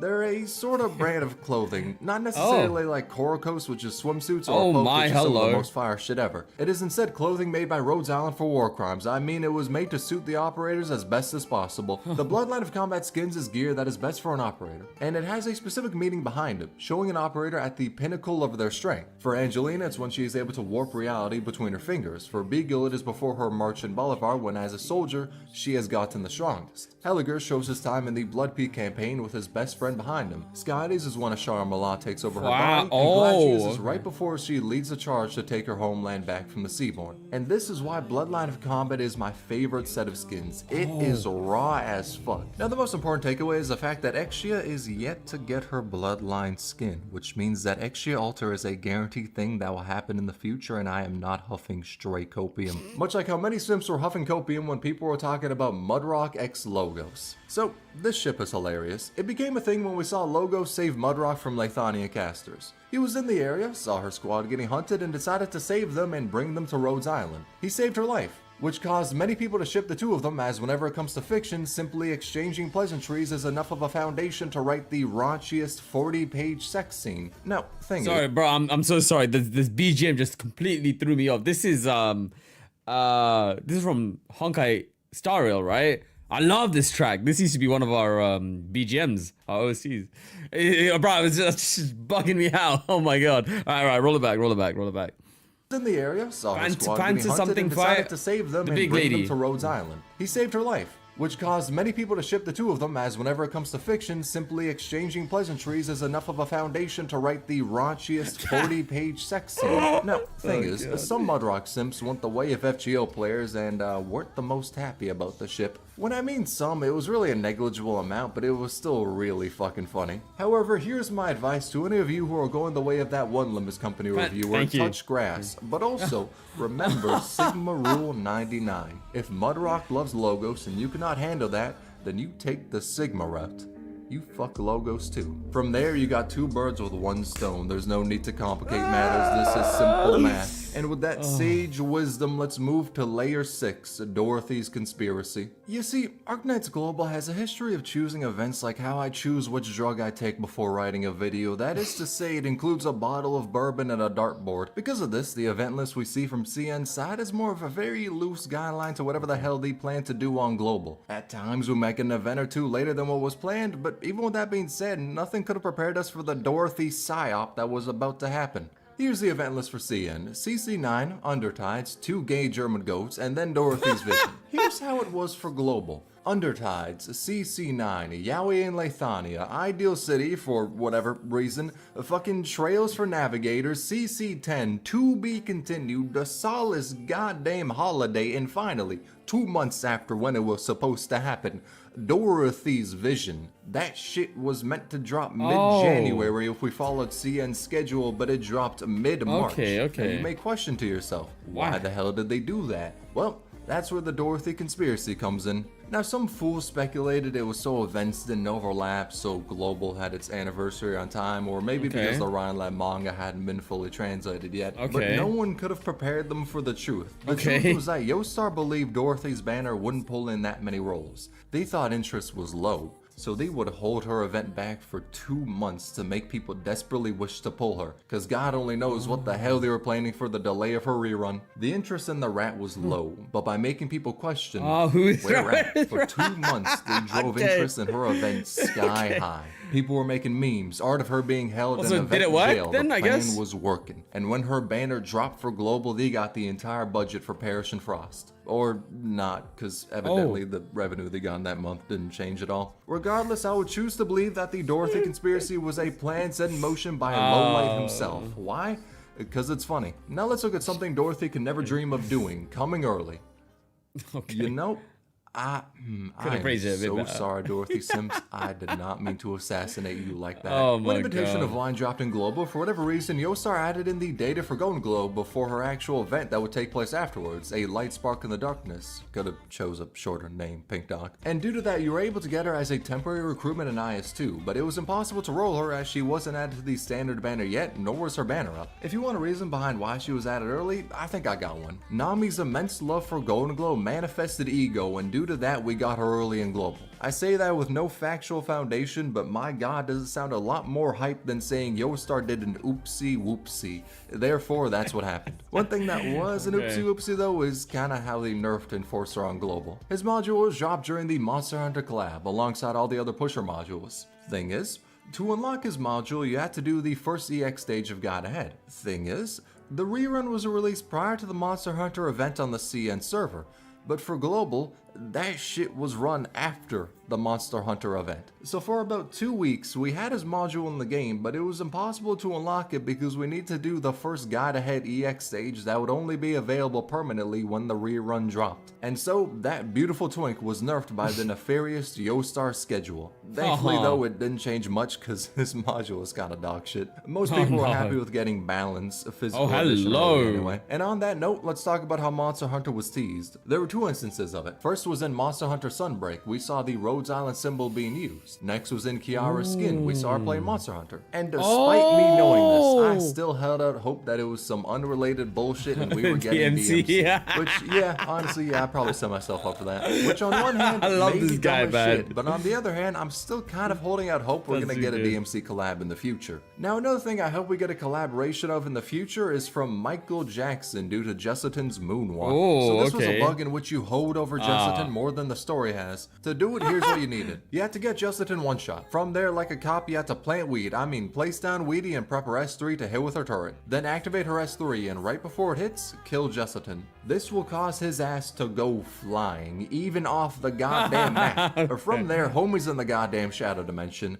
Given enough time, he will return somehow. But before that, if you got a character with global range, even though he may be in a pocket dimension, you can still pop him. So if you had some trouble on him, you could have pulled out this strat. Could have, because the bug was fixed rather quickly, but I'll be damned if it wasn't funny to do. It was also fun to see Hypergriff sneak in a Daft Punk reference. This plaque from Heart of Surging Flames is a reference. It shows the helmets and references get lucky. But Heart of Surging Flames didn't stop there with the references. It also referenced Queen and its stage names. Killer Queen, Break Free, Don't Stop Me Now. Hell, that ain't even it for all the stage name references that exist. Lingering Echoes' stage names reference a shit ton of classical music, and So Long Adele references nursery rhymes, which is a funny dichotomy because we got Eben, the emo goat who only listens to classical masterpieces, and then AF Fialo, the wholesome happy goat who falls asleep listening to nursery rhymes. Or, at the very least, tries her best to listen to the rhymes as she falls asleep. But depression aside, let's talk about how Angelina's skin is pay to win. So her Bloodline of Combat skin actually helps you in gameplay. Now you may think to yourself, that's some bullshit, as who wants his skin to outright make a character better? And why couldn't it be her summer skin, which is infinitely hot? Well, my goodness. The way it buffs Angelina isn't because it makes the attacks faster or anything like that, but it does make it so you can kill the enemies before her non-skin counterparts. The reason being, her Bloodline of Combat skin points her staff a little closer to the enemy. Due to that, the projectile has a smidge less distance to travel before hitting the enemy. Now, is this actually pay to win? Homie, I'ma keep it 100. If you are paying to win with Angelina, let me just tell you about a little ice cream monster called Suitor. It being pay to win is a meme because the increase is negligible and so is Angelina's combat ability. I'm sorry for saying that one. However, let's look at the opposite. A pay to lose skin belonging to the Obelisk one, Platinum. Her skin does the same thing as Angelina's. It reduces the travel distance between your arrow and the enemy's cranium. But in the opposite way. It actually increases the distance, which may sound like a good thing because Platinum gains more attack the longer she spends in between attack intervals. But it's a little more complicated than that. So depending on the distance she gets a kill at, she Bro, this who's this character? It looks like Calf, bro. A little more complicated than that. From so depending on the distance she gets a kill at, she may ready her next attack quicker. If the enemy is further away in the yellow area and she kills them, she readies the next attack quicker, which means that it will do less damage because of her talent. But if she doesn't get a kill in that distance, the time in between hits will be the exact same. More specifically, it's tied to the travel time of the arrow in the air, and that's why frame rate could also fuck you over, but simplifying it, more range equals bad. Now the reason the skin hurts in this context is because since she moves a little further back, that distance, to where if she gets a kill it makes her attack quicker, gets increased slightly, making it easier to have the bug activate, causing causing times where she will not kill an enemy because of her skin being on. If you want a much more in-depth breakdown, there is a link to the Reddit post for this bug and Angelina's. As I only went over the bare minimum to keep it small, like Platinum's chest. On the topic of Platinum, let's talk about the characters who are canonically a part of the Doctor's Harem. Yes, this is very important information to discuss. So Platinum is on that list as she grew to like the Doctor after they saved her from the Armless Union. Gravel is too. In fact, her intro dialogue is her literally making out with the Doctor. Though the mask always stays on, so it was probably closer to the Doctor watching the equivalent to a fish sucking on glass as opposed to a full-blown kiss. Angelina also loves the Doctor, and so does Blue Poison. Unfortunately, that love has a table and bird combo to overcome. There's also Scotty. One really wholesome thing about that is when the Doctor is mentioned in Undertide, she smiles a little. Granted, her alternate form killed all life on Terra because of that love, which maybe isn't the most wholesome, but we could ignore that. Moonwoo loves the Doctor as well, because read Lone Trail, that's all the info you really need. The less wholesome side of that one though is Holahack, and the pinnacle of them all is Exia. The only foundation I have behind saying that is how she calls the Doctor her savior, but to me, the most insane Exia simp, her simply saying she's going to a hospital is enough reason for me to ship her with the Doctor. Now there are some maybe ones like Penance, Reed, and Dorothy, but the ones I've mentioned, especially Exia, are the most blatant ones. They're almost as blatant as the whale skeleton. So in case you don't know, this is a pic of the Rhodes Island landship, and when you flip it around, you see a skeleton of a big-ass whale. Now, funny thing about that, Chapter 13 cinematic shows a very similar whale. Apparently, goodness. I say apparently as we don't got the event on Global yet, it's the bones of a Fairnema, a god in Arknights. Now, turns out, this bitch can teleport to a different dimension. I don't know what the connection is between this whale and the one in Rhodes Island, despite the fact that they look the same. I also don't know how that teleport shit works, because we're yet to get the event. But it may be possible that in the future we can teleport to a different dimension. And hopefully by then, the base will be out of beta. We all know, just like how we all know Arknights creators like will sponsor get still in beta. So this is an actual serious topic. Oh no. Throughout the years, many Arknights content creators have gotten their channels hacked. Dreamy did in the past, Tactus too. Nekugitsune, Isaac Wolf, Beyond, hell, even I got a scam email. At least I'm pretty sure it was, because the links URLs.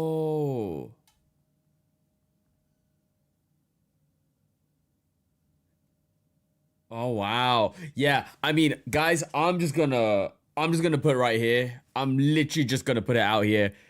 I don't respond to sponsorship emails anymore, man. I do not have the time nor the energy to like parse through the emails to see which are legit and which are not. Because the worst thing is, right? I mean, this is kind of sad. This is kind of unfortunate, but a lot of legit games, they hire, they outsource their stuff, right? Their marketing and sponsorships and all that kind of stuff.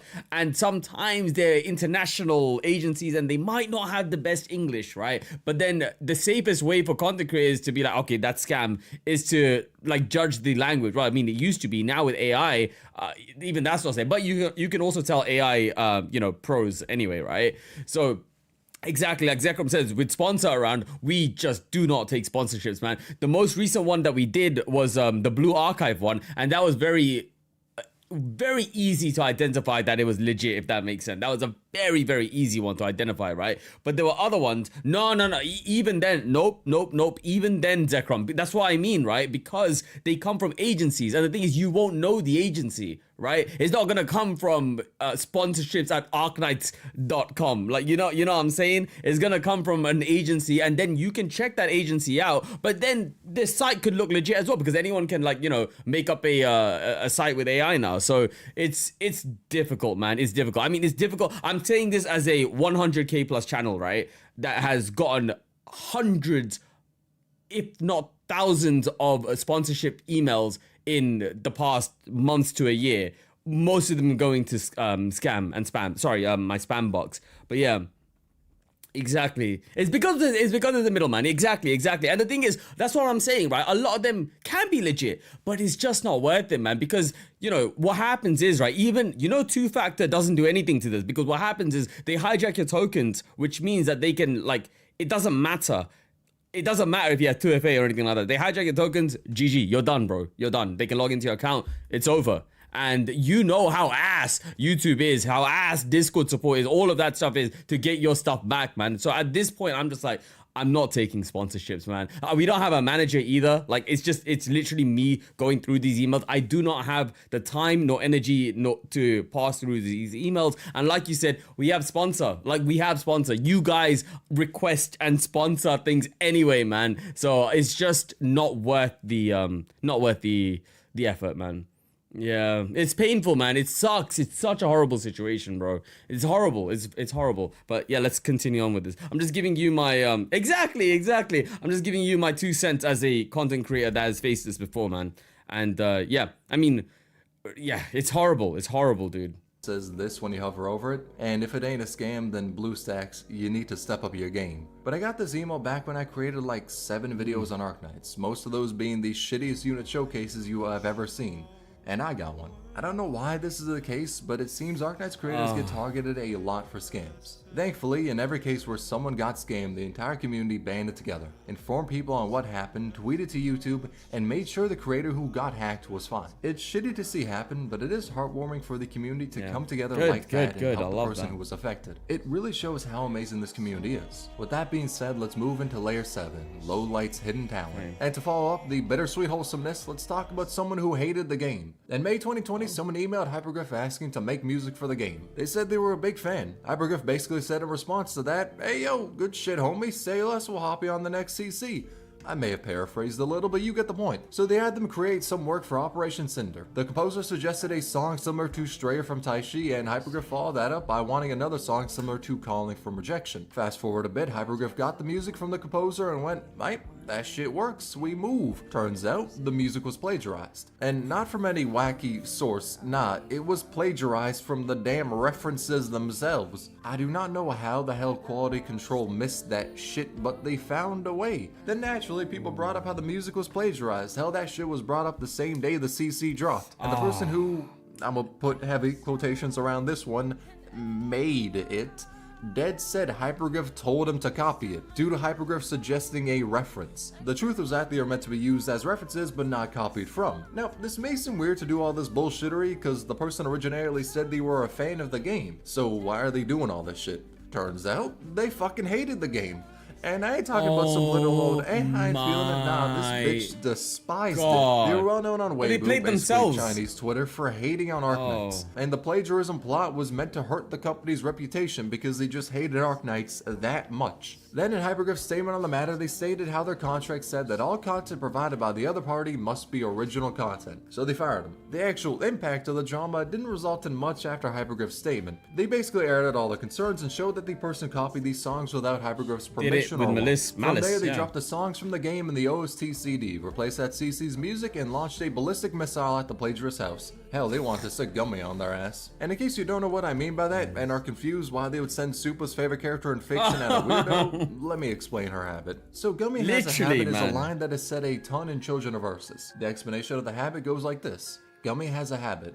If she chops twice. If she chops thrice, the chopping board will break. She will suck the last bit of toothpaste before brushing. When hungry, Gummy will bite what's nearest. If not, now these habits point to a very dark truth. The truth is that she has eaten human meat before. The chops she does are a way to cut through bone. One slash to get to the bone, the next to start a chip in it, then the third to break through it. That's why her third hit is so strong. The habit of sucking toothpaste is a reference to sucking blood or bone marrow from bones in place of water. And the habit of her being hungry is self-explanatory. The reason she had to eat human meat is because in Chernobog, Patriot ordered that the kids be locked in the school to protect them. The only problem with that was how Mephisto ended up in charge of that operation. Due to the fact that Mephisto was a rat bitch who deserved everything that happened to him, they didn't have the greatest time under his rule. And during that time, the food warehouse burned down. They weren't given any more food either, so there was only one thing that could be done.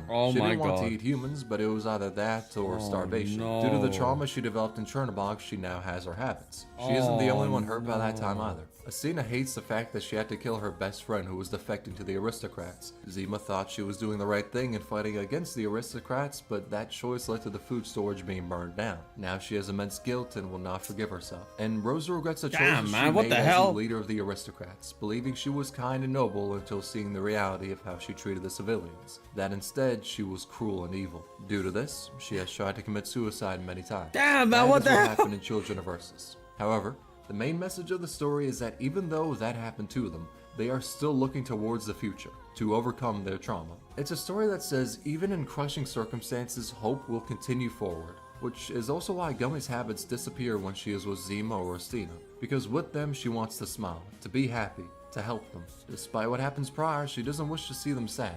That is the story of Arknights in a nutshell. Even in the most depressing situations, hope will prevail. But there are a lot of depressing situations, like Collapsises. Her name is Joyce Moore, and she decided to partake in an experiment that would test if Originium could store past memories. If so, people can study Terra's history through Originium, which is why she signed up for the experiment, to have an Originium device implanted onto her brain. If the operation was successful, they could see so much of Terra's history. However, the experiment did not go as planned. A failsafe activated which kept her alive, but she was changed permanently. She now hears a voice in her head that does not speak any known languages, and to ease the burden on her mind, she now needs to speak like a machine, which is why she talks the way she does. The experiment was deemed a pioneering achievement, but Joyce Moore was significantly hurt. She looks great in that. Now, naturally, after an experiment that changed someone's entire life for the worse was just conducted, the person who did that had the really genius idea of, let's do that shit again, because they want to figure out what the voice in Tolopsis' brain is. All in all, I think we could say it together. Fuck Columbia.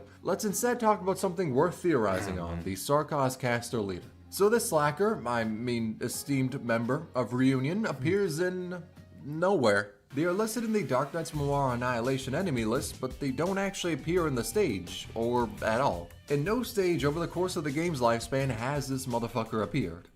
Oh my god, bro, this guy uses the best OST. Is that Final Fantasy 13 Snow's theme? Oh my god, are you freaking kidding me? Sorry, he's talking about some serious stuff right here, but... esteemed member of Reunion appears in nowhere. You're listed in the Arknights Memoir Annihilation enemy list. I played this on don't guitar, bro. Appear in the stage, or at all. In no stage over the course of the game's lifespan has this motherfucker appeared. Until recently. In a stage for Reclamation Algorithm, they finally appeared. As to why it took them years to come out, I don't know. Maybe they were getting milk, maybe they saw Sutra in the medic arm she has and said, I ain't dealing with that shit. Or maybe they were just too busy being an otaku with Hordier. We don't know. But after years, they finally exist, and it is not beautiful in the slightest. I won't even hold you. The regular versions are annoying as shit. I don't need the buffed one to deal with. They could have just held them in the cage of the forgotten characters alongside Matoi Maru, and I wouldn't have complained. But I suppose they've unfortunately finally returned after they should have appeared in Arknights Memoir. And on the topic of that, let's talk about how W came early. Remember when I said that Yostar choosing the event order involves a 3-liter bottle of Jack Daniels and a dartboard? Yeah, this is a prime example of that. So in CN, during Arknights Memoir, midway through it they got W's banner as it was Arknights' first anniversary, and they were able to roll for her, have RNG screw them, etc, etc. Now after Arknights Memoir, like 2 months after it, they got Twilight of Olamont. And in that event, there was a stage where players could use W. Even if you didn't have her, she was available to use. Now on global side of things, we got Twilight of Walamon 2 months before the anniversary, before we could even roll for W. Mind you, that stage still existed for global players, which means that due to Yostar's unique schedule, Global got to play with W 2 months before they were even able to roll for her and have RNG screw them out of getting her. And I gotta say, Yostar, give me some of that shit you take before making the schedule. Your boy is heavily intrigued by that black market shit you got your hands on. Oh my Especially god. whenever Hyperglyph was taken when they made Frostleaf weaker after Elite 2. So, fun little fact, if you V2'd Frostnova at home, you have inflicted permanent account damage. That's because you unlock her talent at Elite 2, which increases her attack speed interval by 0.15 seconds. But in return, you get a whopping 2 tiles of extra range. Yeah, this ain't no Full Metal Alchemist equivalent exchange, this shit is just ass. It is not worth it. Especially when you look at how both of her skills slow the enemy on hit. Dog, I want to be swinging with her, not regretting E2ing her. Which is why E2 makes her weaker, because you make her roll of bind and slow worse as she attacks slower whilst giving her a bit extra range. Maybe in the future they can make her E2 worthwhile by giving her a god tier module that gives her the ability to freeze. I mean shit, she's called Frost Leaf. But as of right now, without being able to do that, homie might as well be called Summer Breeze, as her current code name might as well be a catfish. It's tragic. Even 12F as a developer couldn't help avoid this fate. Now this one's a little bit of a bait entry, but the reason it's here is because 12F is the hexadecimal for Lowlight's birthday, February 16th, 1991. In hexadecimal, it's 12F CE48.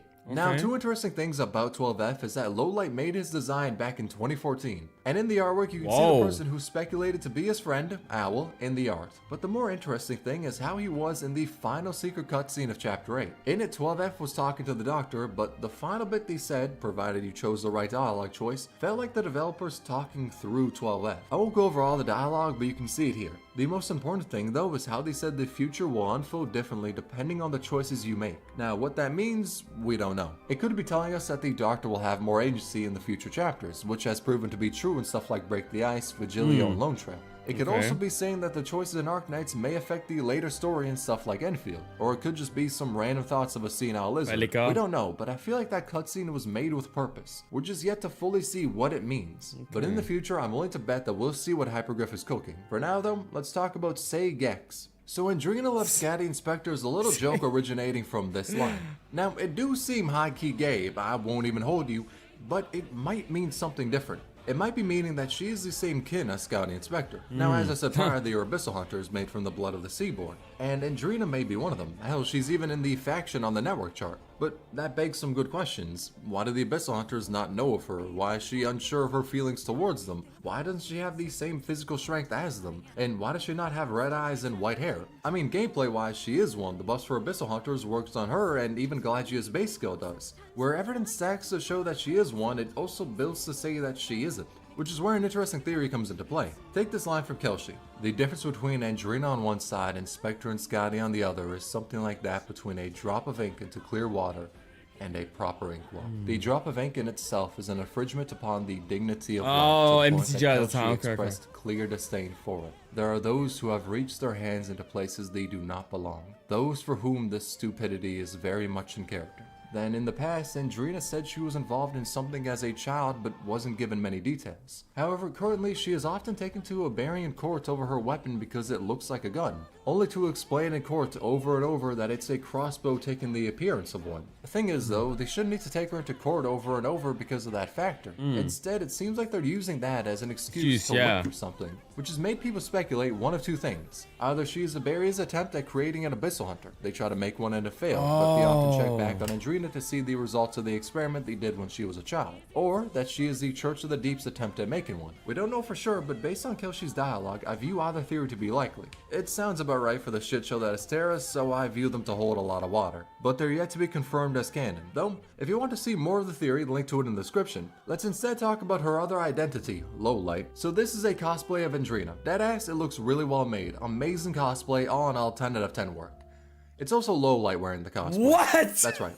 The Pharaoh himself wore this to an anime convention in Shanghai. And the best part is, no one knew he was the one cosplaying. They just thought it was a cosplay done by a fan, not by the person who made the game. And people didn't figure it out until the con was over. Homie dead went incognito mode with a cosplay that had no reason to be that hard. That shit right there was deserving of respect. I hope my Foss cosplay can live up to that level of greatness. That's insane. Though I'm only gonna cosplay Foss if I hit 20,000 subs before the end of February, which means your boy is safe as can be. And with me being reassured of that fact, let's move on to Layer 8, our God's Domain. And here we'll talk about another time Arknights was caught plagiarizing. So, X-Wife's design, pretty good, right? Looks nice, simple but effective drip. It gives facial expressions masochists love, and looks terrifying when she's happy. What if I told you though, that it was plagiarized? Stolen from another, much more talented artist than the hacks that work for Arknights. Now the story begins when a screenshot surfaced of a conversation held between the greatest minds humanity has ever seen. Within that screenshot, us mere mortals can never hope to understand. They say that Kelshi's design was stolen from a small Pixar artist. Their name, the name of the person who was plagiarized from, is Lowlight. That's right. The fucking creator of the game. The person who made Kelshi's design years ago as an OC and went, hey, yo, this shit slaps, I'm gonna put her on Arknights. Had Hypergriff, the company he founded, plagiarized from him. As you may suspect, maybe the brightest minds weren't the ones leading the allegations at this time. However, Lowlight being the mean god that he is, decided to respond upon seeing this, and sent out this message. I am glad this is the person making the game. I won't even hold you, he's funny as fuck. Though there is a design that was taken from another game, W's. Her design was originally in Girls Front Line because Lowlight was the art director of Mika before going his separate way to make Arknights. That was gold, that was a great setup and payoff. For SOP Mod 2, what the hell is that name? Though more specifically, she was going to be MK18, but because the two were a little too similar, she was scrapped. Regardless, M4 is also as unhinged as W is. When you take that fact, added on to how similar the designs look, it's pretty obvious that Lowlight wanted that design and character they made to be an Arknights. So what I'm trying to say is, W is not only a cockroach, she's a knockoff. Oh god! I would like to apologize for my actions on this day. Oh, this guy is Instead, too good, let's man. focus on how Game Press made a Girls Frontline collaboration prank for April Fools. Yeah, look at that before acknowledging the truth. I mean, slander I gave out about W. Let's also pivot and talk about how the bards corrupt the game. Now this was a fun little bug which involved bards that was quite frankly a damn creepypasta. The way to trigger it was by using Sora's skill as she was speaking. From there, this creepy sound would play.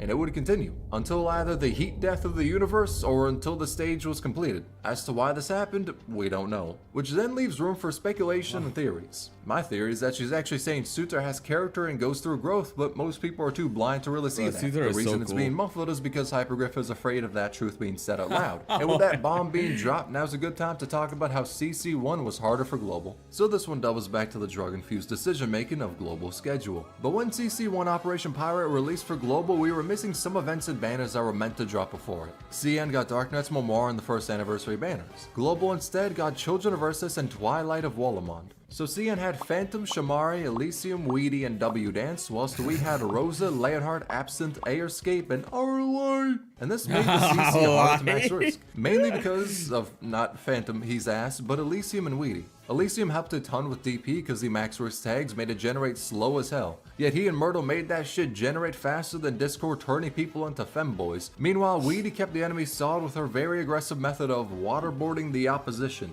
And Global couldn't do that shit. We had Rosa, who was nowhere to be found past risk 20, the 5 stars who might as well have been in the ethereal realm as no one was using their asses, and Suzerain, who was legitimately R-like because she was kinda cracked for this shit. The highest risk people completed was 27, and in those runs, people used the max 10 squad size restriction. There was one that made it lower, but no one was able to get a high risk clear with that one. But because risk 27 runs were restricted to 10 ops, Suzerain helped a ton as she was able to do multiple roles. But most importantly, she kinda did what Elysium was able to do. Her skill 3 slows and debuffs the enemy, so she was able to do what his skill 2 did, whilst making the enemy slower and take more damage, but without the DP generation and with a much bigger timer. Though her basic attacks helped stall, and her talent 1 was a great battery for everyone. Without her, Global probably wouldn't have been able to clear risk 27. As when I say it was harder, trust me, it was much harder. I mean, look at the teams Global used for risk 27. They're all the same, because there wasn't that much room for flexibility. If Suzu wasn't released, then I don't know who could have taken her spot and enabled that run.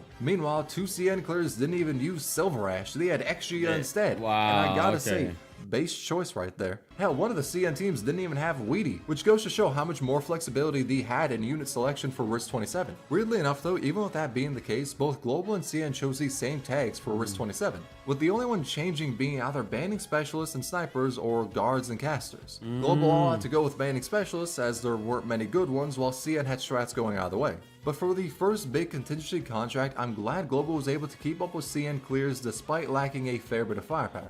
It actually gives me hope that EN can read, as fleeting as that hope usually is. And if you want to see the clears, link to him in the description. But for now, we'll talk about the hero of EN, Laurent. Now this person, nay, this god, blessed the community with their presence about 2 years ago. You may ask yourself, what did this deity do? And the answer to that is underneath every single video on YouTube about Arknights. Hell, as a reply to every comment under every video for Arknights, they were there. Sending messages, words of wisdom, wholesome tales, stuff the community can rally behind. Which is to say, every single comment they made was completely and utterly shitting on Arknights and anything related to it. They would say the game is dead or dying and that Genshin Impact was infinitely better. Now you may think to yourself that people possibly hated this person due to their extreme takes, but the exact opposite happened. At first, yeah, people were annoyed by them. Then they grew to love them. Because on one hand, they slandered the game every single chance they had, but on the other, what they said was funny as hell, and indirectly, it probably boosted the shit out of Arknights in the algorithm, as YouTube pushes videos more if they get a lot of comments. And this is where I'd like to remind you to like, comment, and subscribe. But due to them aiding the popularity of Arknights and being insanely dedicated to watching videos about it, players grew to love Laurent. They made lore about them, videos detailing their accomplishments. Hell, even EN decided to advertise on St. Laurent Boulevard as an ode to the king. No! However, unfortunately, YouTube committed a regicide. They banned Lawrent's account. Possibly because of the slightly not so wholesome things they've said, but that's besides the point. However, the worst of all was that Laurent was banned after they grew to like Arknights. They went from foe to a beloved friend, and at the end of it all, died as a comrade.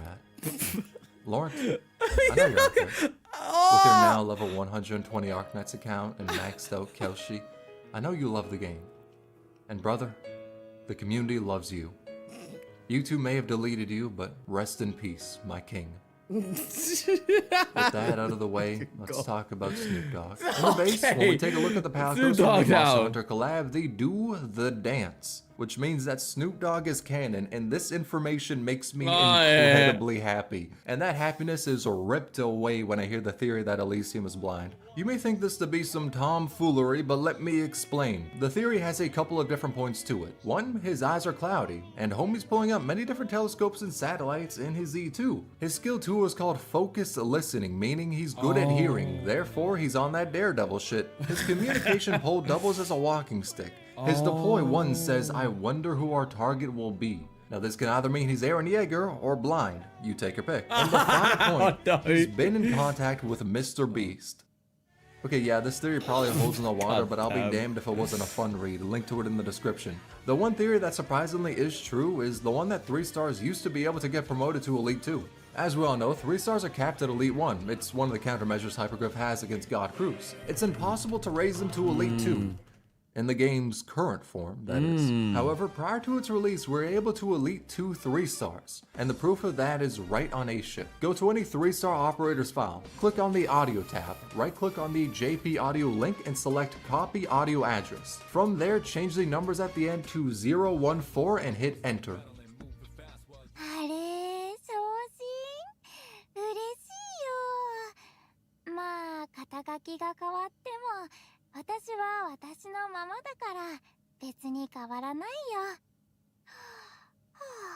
On my side, the audio auto downloads and plays, but that is how you can access the lines for Elite 2 3 stars. And in case you're wondering what they're saying, homie, I'm sorry to report, but I got a thing called monolingual skill issue. So in terms of what they're saying, I can't tell in confidence. But if I were to hold a guess as to why they got the voice lines, it's probably because in development, they decided to let 3 stars get to Elite 2. Some people speculate it's because Elite 3 might have been a thing in development, as we've seen data mines for the icon of it, but we don't know for sure. All we know is that for the full release, them boys are capped at E1, which is really unfortunate because Elite 2 Cruise would have been better than like 90% of the 4-star snipers out there. But Hypergriff had to take precautions against God Cruz, so I can slightly understand the rationale behind that decision, but I will never forgive it. And with that statement being said, yo, how's it going, man? Welcome to 4-star. Layer 9, the unification. First order of business at Layer 9 is to expose Siege. For quite honestly, a really fun detail. So in IRL, that mythical realm, lions cannot taste sweets. Skill issue, to be honest. And Siege is a lion-human hybrid. Don't question Arknights lore. Cool, with that being said, though, she is normally seen with a lollipop, which begs the question of,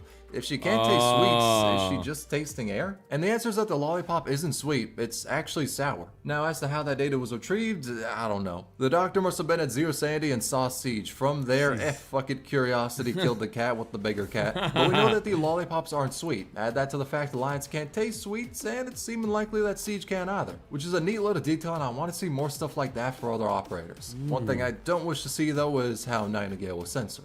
In case you don't know, take a look at this art. It's her in-game art. Now compare it to this. If you're a degenerate, you've already seen the difference. The cheek has been hidden. I think due to this fact, we need to boycott the game and trend with the hashtag not my Nightingale. Wait. I can't tell which is the censored one. Wait, okay, that's the uncensored one, is it? Due to this fact, we need to... I can't... Wait, hold on. Which one's worse? Oh no, this one's uncensored. Okay. You're a degenerate, you've already seen the difference. The cheek has been hidden. Okay. It's the curvature of her bum.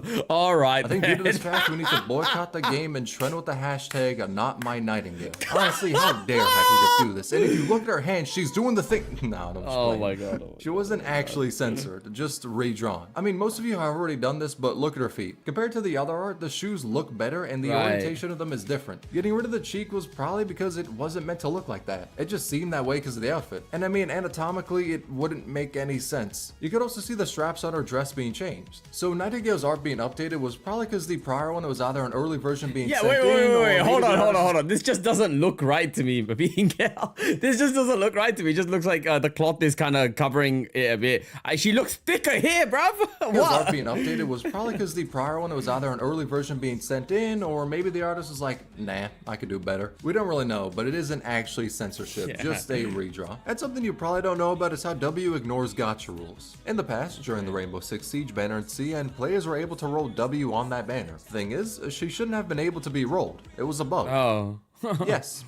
I'm gonna make the easy ass joke. Of course the fucking cockroach slithered in out of nowhere where she wasn't meant to be. That was an easy ass joke, but I'm glad I made it. Let's talk about Jesus being canon. This one is no cap too. In Near Light, Mob said, Jesus, how much money are we gonna owe for this? Therefore proving that his ass is canon. Which begs some questions like, what's his gun? I'm thinking a rocket launcher that shoots out crosses and nails. What did the wise men gift him? I'm betting a brand new 22. And were the 12 disciples about that life? You're damn straight they were. Them motherfuckers definitely did some drive-bys. Granted, all of this goes out the window when we look at how the translation was changed to instead say Lord. And yeah, that shit kind of sucks. I won't even cap. They could have gone the Beyblade route and made religion canon by having Moses split the Red Sea with a baby, but they kind of just pussied out of that. So maybe it is. Maybe Jesus isn't canon. But if we ever get a sancta named Jesus who shoots nails and crosses, I will pot six that motherfucker not only on my account, but on 10 others. It's gonna be a crazier pulling session than the drunken Kelshi pulls, which was a time where a CN streamer decided to roll on the Kelshi and Skelter banner. Thing is though, he was on that same shit Yostar takes for event planning. He was drunk as hell, which is why the recording starts with this. 为斯卡利献上心脏。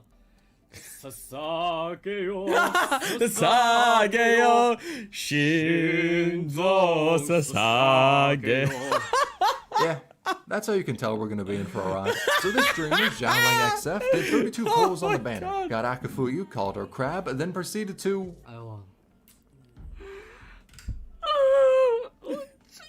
He's drunk.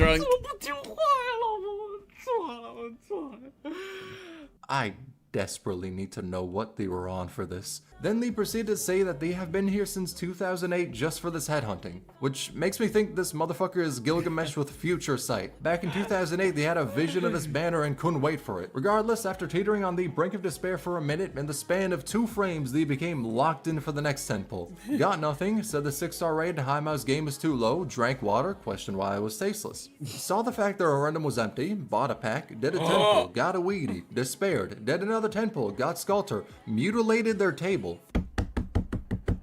Then cried tears of joy. Won't even hold you, I feel that shit in the depths of my soul. Then they talked about how nuclear waste is being dumped in the water and decided to do what any good streamer does. Pull up Microsoft Paint for a visualization of what they're saying. From there, the goal of uniting the JP players and the CN players was mentioned. They wanted to unite like a sandwich. Their words, not mine. To then stop the companies pouring waste into the water. And are we talking about Arknights in real life now? On the case to help it. But maybe not, because immediately afterwards they said they were incapable of arranging that, followed by sobbing for 30 seconds, crying about how AO would become dirty if they did that, more sobbing, then saying we were too weak.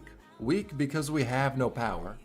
But shit, maybe they are a fake character. Now during all of this, Scatty is giving us ASMR in the background and he turned to her for help. Sob more, asks if Pharaoh, hi Mal, is here, then says he should lead them to revenge. Maybe against the company pouring waste into the sea?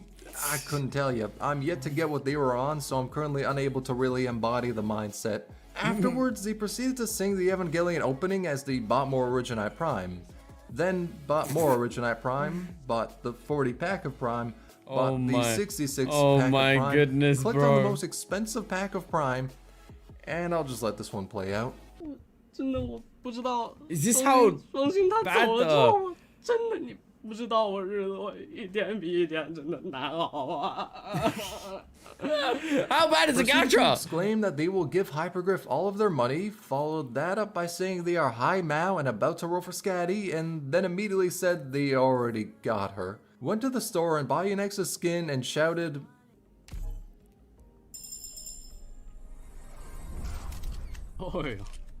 我永远喜欢森然。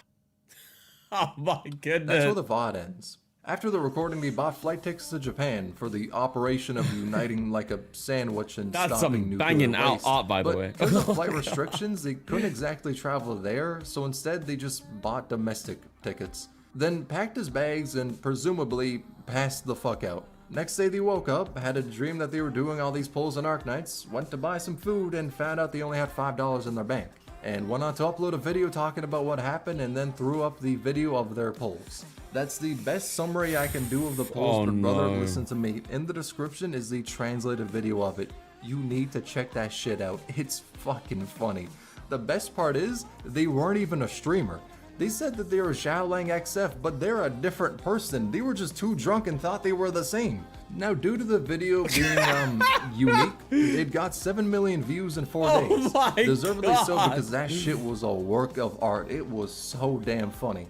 And another story about pulls happens to be on the same limited banner. Okay. And that story is a beautiful one. A Reddit user Don't called drink and pull? HackerLord101 started Oh, playing hello. Arknights. A month into playing it, they made a bold decision, followed by a post on Reddit saying day 20 of saving for Kelshi with the rule of no spending a random until Kelshi drops. They did state that they'll still use headhunting tickets, as the only rule was that they could not use a random at all. But on day 20 of saving, they had 73 pulls, counting Prime, 36 without. The next post was on day 60, with art showing their resolve, and with a statement showing the reason for saving. They weren't saving because she was overpowered in the beta. Nah, they started saving Wait before a seeing second. What? I think I know this one. Why would I know this? I don't know. Bro, this is some deep lore though.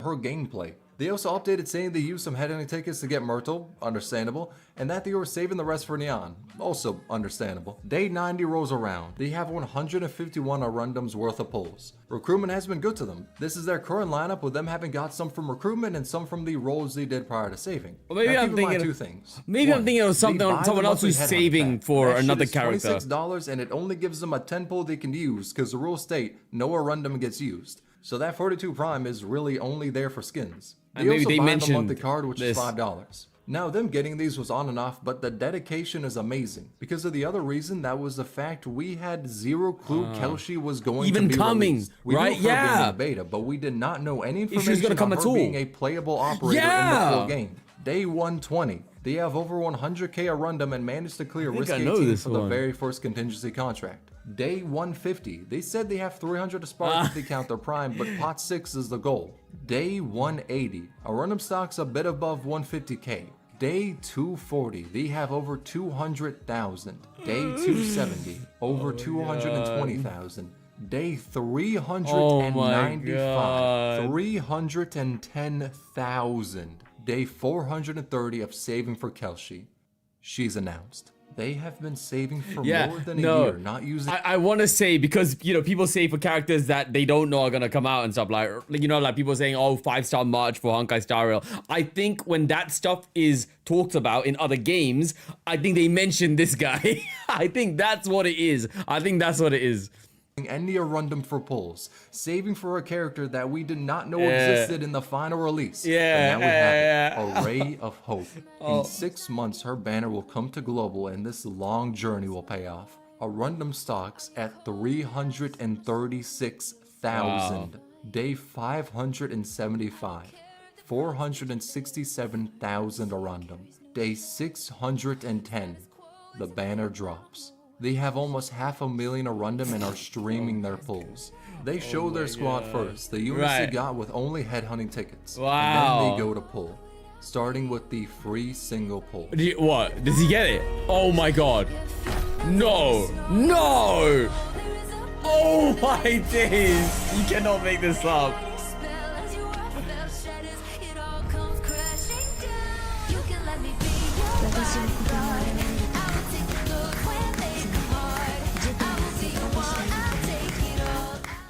They had Banger saved track for for more that as than well. a year and a half, Dude, totaling that more is than 800 cinema. pulls before Cinema. rolling, and they got her on the first free pull. If that shit isn't deserved, then I don't know what is. It is something dead ass out of a fairy tale. She was E2'd immediately and feel sent I'm to gonna get tear up, M9'd. Next was the free 10 pull, KOB. Not the desired target, but at least it was a free pull.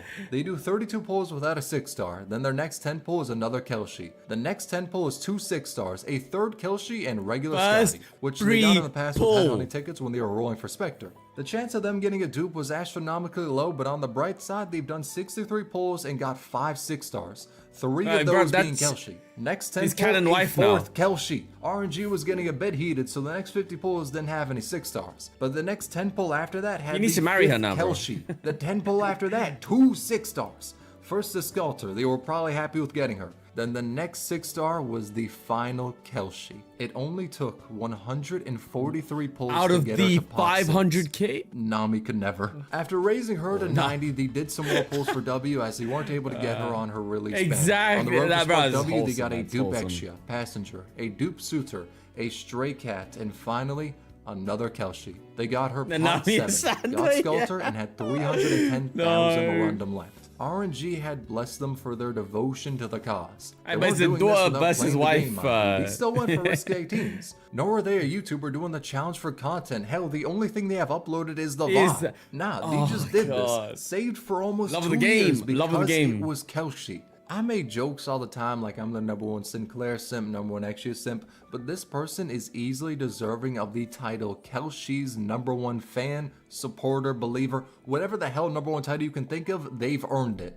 This started out with no proof she would be in the final release of the game. Then 610 days later they had her pot 7. And recently they said they even have her pot 15, so you just know their account is permanently blessed with Kelshi. They got the buff. Regular accounts got a 50-50 for a 6-star. Theirs now has a 50% rate up, 25% Kelshi rate up, and 25% someone random. Hell, Lowlight himself probably blessed the account. And I reached out to them to ask some questions, and turns out they were able to eventually get any units they missed before rolling for Kelshi, which makes this a beautiful story of an account gaining the permanent Kelshi blessing buff. And with that tale finished, let's move to layer 10. The final layer. More plagiarism. Off with something wholesome. Plagiarism. Again, first time it was someone who had an immense rage motive for the game. Second was the creator copying themselves. So I'm sure this time is equally weird and funny. Nothing terribly harmful. Turns out it's actual plagiarism this time. And not by somebody orchestrating some 8-dimensional chess game to hurt Arknights' reputation. The person who did it was just stupid. The situation was that Lapland, Liskarm, and Province's archives used to be plagiarized from, funnily enough, Rainbow Six Siege. Now that's something I heard, but I needed proof to see how it was and if it was legit. So I went to Bilibili, copied the Chinese names for the characters off the wiki, and proceeded to search for any video that was made early 2019, as that would be before the characters' files were changed. I finally found a video about Lapland's files, then compared it to the files on Parts Wiki. If it was different, I took a screenshot of it, put it into something to copy the text from it, then put it into DeepL, a translator. Now I say this for 2 reasons. One is to highlight why this video is making me slowly lose my mind, and 2, to say that the translated file may not have the greatest accuracy because of what I had to do to understand it. What can I say? Monolingual skill issue. But from what I've seen, only her file 1 was changed from release to what we have now. So I translated it and got this. I put it into Google for Rainbow Six, and the wiki that pulled up was Smokes. This is the line that her original file looks to have been copied from. It isn't one-to-one due to the scuffed ass way of translating it to English, but I'm willing to bet she was copied from Smoke. And I couldn't find videos about Liskarm or Province's original files because they rewrote the archives fast as hell when people were talking about how it was plagiarized. Within 12 hours, Hypergriff rewrote the files, updated the game, then nuked the contractor who plagiarized. From what I've seen, it wasn't that big a deal, as it was just some lines in the archive being copied and it was fixed really quickly. Naturally, it didn't get shipped that way on EN either. Something that was weirdly shipped on EN though was Angelina being able to attack with her 3rd skill. Now the way to do this bug is honestly pretty simple. So you need to be fighting the Rat King. From there, deploy Angelina and invoke the genius strategy of having her get demolished by the tornado. Now as she's in the Sahara washing machine, you need to activate her 3rd skill. As it's up, have her die. From there, when you deploy her again, she'll be able to do regular attacks and use her 3rd skill. Now as to why this is the case, I don't know. Maybe she's pissed you let Master Splinter have a positive KD against her, I couldn't tell you. But I can tell you that it's possible to make Suitor fully immortal. Now like the prior bug, this one is fairly easy to do. However, it's a bitch to explain. So I'm gonna use Rhode Island HQ's explanation for this so I don't accidentally give out the steps to summon Satan. So the game recycles buff containers to save memory. Long story short, in the simplest way possible, there's a value for buffs. Imagine it as a true or false. More specifically, it's different, but again, simplifying. If you want a detailed breakdown, link to one in the description. Now if you let a Shamari doll retreat next to KO Bear Scavenger, you make the buff container invalid. The buff in this case being Lone Wolf. Imagine it to where you basically fuck the game in the ass by having Shamari's doll retreat next to those with Lone Wolf. The game had two buffs pop at the same time and thus glitches out that buff value, which becomes false, invalid. When that shit becomes invalid, it makes it so any buff activated afterwards doesn't work. And in game, Suter's immortality talent is treated as a buff. So when that becomes invalid, she no longer gets retreated after 8 seconds at 1 HP, and instead stays on the field forever unless you manually retreat her. Now of course, since the origin of this bug is invalidating a buff, there's a lot of other cool shit you can do with it, like making Unetics constantly regenerate SP, even when not blocking. And keep in mind, this was before she got the module to be able to do that. You could also rip away Faust's invisibility or make Tallulah stop that dumb little mini sun shit. Now unfortunately, and kind of understandably, the bug has been fixed. But it was easily one of the coolest bugs we've gotten in the game, and the mechanisms behind it are almost equal to the depth of the 100-page Rosemontis thesis. So this one's both crazy yet equally impressive to how crazy it is. So it's as the name implies, a 100-page thesis on Rosemontis, breaking down her uses, attack value, skills, and I don't know, probably her blood type and how many strands of hair there is in her head. The thing is, the thesis is I thought he was gonna say something else. This iceberg is at 67 pages right now. So imagine the length of this video, but entirely geared towards Rosemontis. That is to say, I do not know how the hell they were able to cook so hard. Unfortunately, I cannot get an in-document translation without a WeChat login, whatever the hell WeChat is, but I am 1000% sure that within the pages of this document exists the truth to the universe. And if it doesn't, then I do not know what the hell they were able to talk about for 100 pages dedicated to Rosemary. Regardless, I am beyond impressed with what they made, a link to the document in the description. Now, an honorable mention within the same vein is the person who wrote their graduation thesis on Silver Ash's design. And apparently that paper did really well, understandably so. If he's gonna be the king of bloodlines, then he better have the drip to back it up. Now those two papers are really impressive, especially the Rosemontis one, as I would have just described her as Betelgeuse Cat Edition. But something that is even more complex than the 100-page thesis is the Institute. Now when I say the Institute, I'm not referring to some shadow organization that secretly runs Hypergriff. I'm instead talking about the Great Owls Research Institute of Egyptology. So after hearing me say that out loud, you may think that the effects of me making this video for 1 month straight has finally taken over my sanity. And honestly, it has. But trust, they're a real thing. They're a group of CN players who banded together to uncover the mystery of Hypergriff's ARGs and random codes. One example of a code they cracked was in the second PV of Arknights. For half a second in that trailer, a code appears and they caught that shit. Figured out it was Morse code, got this whack-ass shit, then figured out it was the IMDb number for Back to the Future. Weird fun, but the process was cool. Now, when the Taiwanese server dropped their PV, the Institute found it and analyzed that shit frame by frame, figuring out 5 different instances of something weird popping up. I should also probably mention that they had to turn the brightness up enough to create a mini sun to see these little puzzles. But they saw these images and put them together and found out it was a QR code. Scanning it gave the word K Hypergriff Com. Then later in the trailer, they saw a frame that said A with the rest censored, so they put them together to get A Hypergriff Com, the official pre-order website for Arknights. Now that image is going to be Enfield, it's going to lead to Enfield, isn't it? So they put in ak.hypergriff.com/next and saw this. A message from Closure, but at the top it's sent to /Dear Recorder. So they put that in after the website domain and heard this. Now, you should be that one. The one who brings hope back. Terrifying, to say the least, What the hell? But that also gave them an idea. Remember the Back to the Future line? Well, what if they input future after the domain? This image appears, with the file name being To The Future. Now put the future at the end of the domain and you get this. Then they deciphered the code to reveal these messages. And you see these quotes appear in the same PV they got the future line from. But the numbers at the bottom were still unsolved for, until Code of Brawl. Now, as is the case, they analyzed this frame by frame and found a barcode. A Japanese postal barcode which gave the same IMDb number as Back to the Future. And they also found 2 parts of a QR code. And when you scan that, you got the URL for ak.hypergriff.com/pengalogistics/tracking. Enter the Back to the Future number and this pops up, with hidden text underneath it. They decrypted the Morse code at the top and got this number, punched it into the tracker and saw this. Now the meaning of this is no one fucking knew. It came out of left field and left the Institute in the dust. Then Hypergriff issued a challenge. The first to solve this puzzle got a reward. Now this right here was basically the fucking One Piece for Arknights players, and the Institute wasn't gonna let anyone else become the Pirate King. A researcher by the name of Sir Liv figured out that the middle of the picture was code.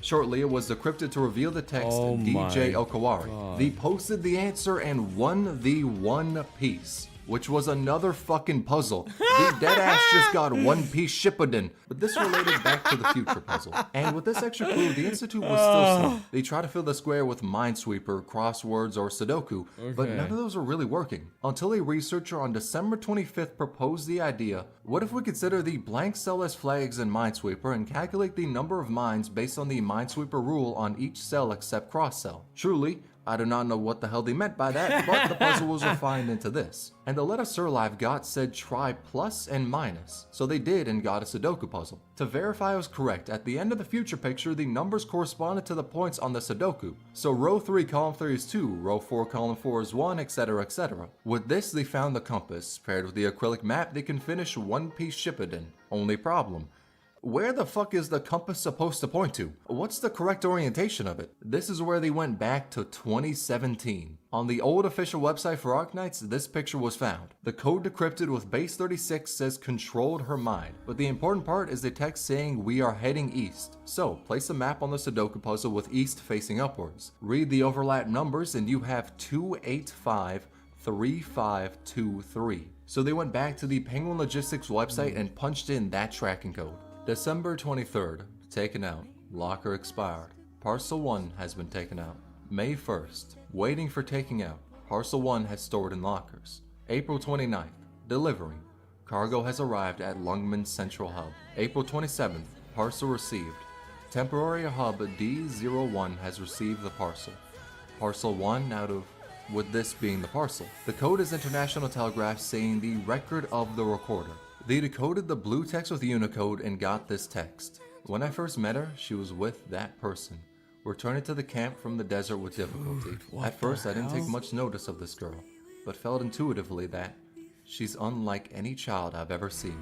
Although as an Outlander, I didn't spend much time with the president, but I noticed that the moment the president set sight on that child, she's no longer as depressed as when she left the committee. As if she became another person. This is when I realized, perhaps I'm not the only one with that feeling. She's not as radiant as a crystal like the president. She's more like an uncut gemstone found among charcoals. She's too special. The president told me the child's name in the end. Amia. She said she might be able to guide this child's growth, but I can see in her eyes that what she desires more is that the child can bring a different silver lining to this land in the future. Signed, Recorder. It's really amazing to see how members of the community came together and created an entire organization with signups for people to join it. And then to have that organization solve the craziest puzzles imaginable, which culminated in us seeing Theresa's hopes and wishes for Amia. And the institution didn't stop there. There have been many other puzzles they've solved and I don't wish to cover all of them, as I would like you to go in the description and go through their Twitter posts showing what they've done or their Weibo posts describing it. Seriously, some of the puzzles they've solved are absolutely amazing and more people need to know about them. It's criminal that the Great Owl Institute isn't talked about more. Though since Hypergriff has stopped making puzzles, they haven't been able to solve much. But in the future, if they ever make another puzzle, I think we all know who the first to solve it will be. But let's talk about the final point of this long iceberg. Okay. How Yostar made Arknights. Okay. Now, of course, that's not actually the case. Hypergriff still made it, and Yostar is a publisher. This is the reason I bring this up is to detail what happened before Arknights was created. An interview was done with the CEO of Yostar. Thing is, that was done like 4 years ago. I only found out about it as I randomly saw it when scrolling on Reddit, because this post translated the contents of the interview, and from what I've seen, this is the only translation of it. But the interview starts with the question to the CEO of Yostar on what they did after their first game flopped. So the Yostar CEO looked at the company's bank, saw Void had consumed it, then took the natural decision of selling his house. From there, the money was used to publish Azure Lane and then was invested in Hypergriff for them to later make Arknights. Which is why, when people mistakenly say that Yostar made Arknights, they are not 1,000,000% wrong, just 99%. As it's very likely that even without Yostar having funded Hypergriff, they would have been fine. Because when High Mouse split from Girls Front Line, he took a fair bit of talent with him. so the potential of the game and company was really easy to see. And fast forward 7 years later, we now have Arknights, one of the most popular gacha games out there. It's made an amazing world that many people are invested in, created so many fun characters that people love, yo, I need to see fostered this. a community that is one of the nicest I've seen. Either from making some of the best videos ever, or showing their love for the game in so many different artworks for it, or seeing everyone come together to help out a creator who had their channel hacked. I haven't exactly been the most prominent member of the community. Oh, After come all, I've on. made like 10 videos on Arknights. Come but I've been a part on. of the community for 3 years now. I've seen it through the highs and the lows. But after 3 years of playing this game and being a part of the community, I love able this to track, by the confidently way. say that, man, I love this game. Oh man.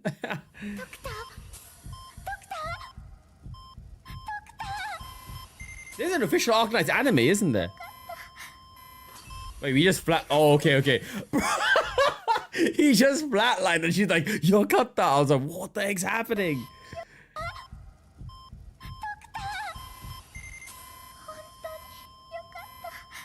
Okay, but he's back. Okay.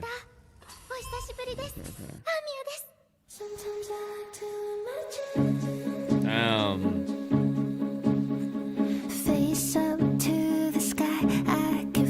That was such a banger video, man. Oh my god. Beautiful. Now we get an outro as well. Wow. Wow.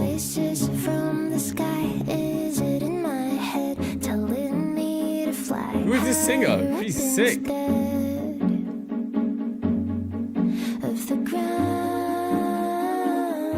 I'd like to, man. Either the original or Enfield. I want to. I've not played. That was a great track. Wow, man. I've not played a tower defense game in a long time. Oh, okay, it's up there. All right. Sometimes I like to imagine. Oh. Right, the PC port just came out, yeah, 10 days ago. Sometimes I like to imagine. Oh. Sometimes I like to imagine.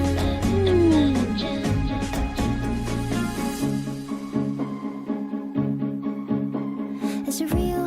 I'm trying, but I feel. What a song. Sometimes it just hits me. Is there something I'm missing? Correct. My fear, but it likes to steer. From now I'm following the sun till I come undone. I know if there's trouble, I think that I can. Yeah, I'm game, man. We've got a lot of gaming planned. Is there a fire in the gray? And though there's thunder, I'll be okay on my own. Wow, what a song. But I just I remember this one. will I ever find a home? Find a home? 'Cause sometimes I like to imagine. Hey. Hey. Sometimes I like to imagine. This is Wingstep Raised theme. Okay, thank you. Can't run away from Alien Isolation out there. Woo! She a baddie, man. Just keep dreaming, dancing in the gray. Alright, get some rest. Guys, can we get another massive thank you to Suno for the absolute banger of a video and subject for solo requesting this over on sponsor. I appreciate you big time, I know man. I'm a little late, Oh. but here's to Global's 4th anniversary. Hey. As I said, I haven't done that much within the community. Oh, but come after being in it on. for more than 3 years now, I really want to make a video celebrating the community. So, I hope you like this iceberg I made. It was I will be incredible, making more man. Arknights content like this, as in case it wasn't evident from the length of the video, I got a lot of passion for the game. But since this video has taken more than a month and a half for me to make, for now, I'm just gonna rest. So, thank you for watching. Here's to an amazing 4th year of this game we all love. Beautiful, man. Beautiful. Guys, let's get a round of applause for Suno, please. Massive thank you for this absolute banger. feature-length video, man. Thank you for that. Oh my god, 2 hours 17 minutes of just pure Arknights goodness. That's crazy.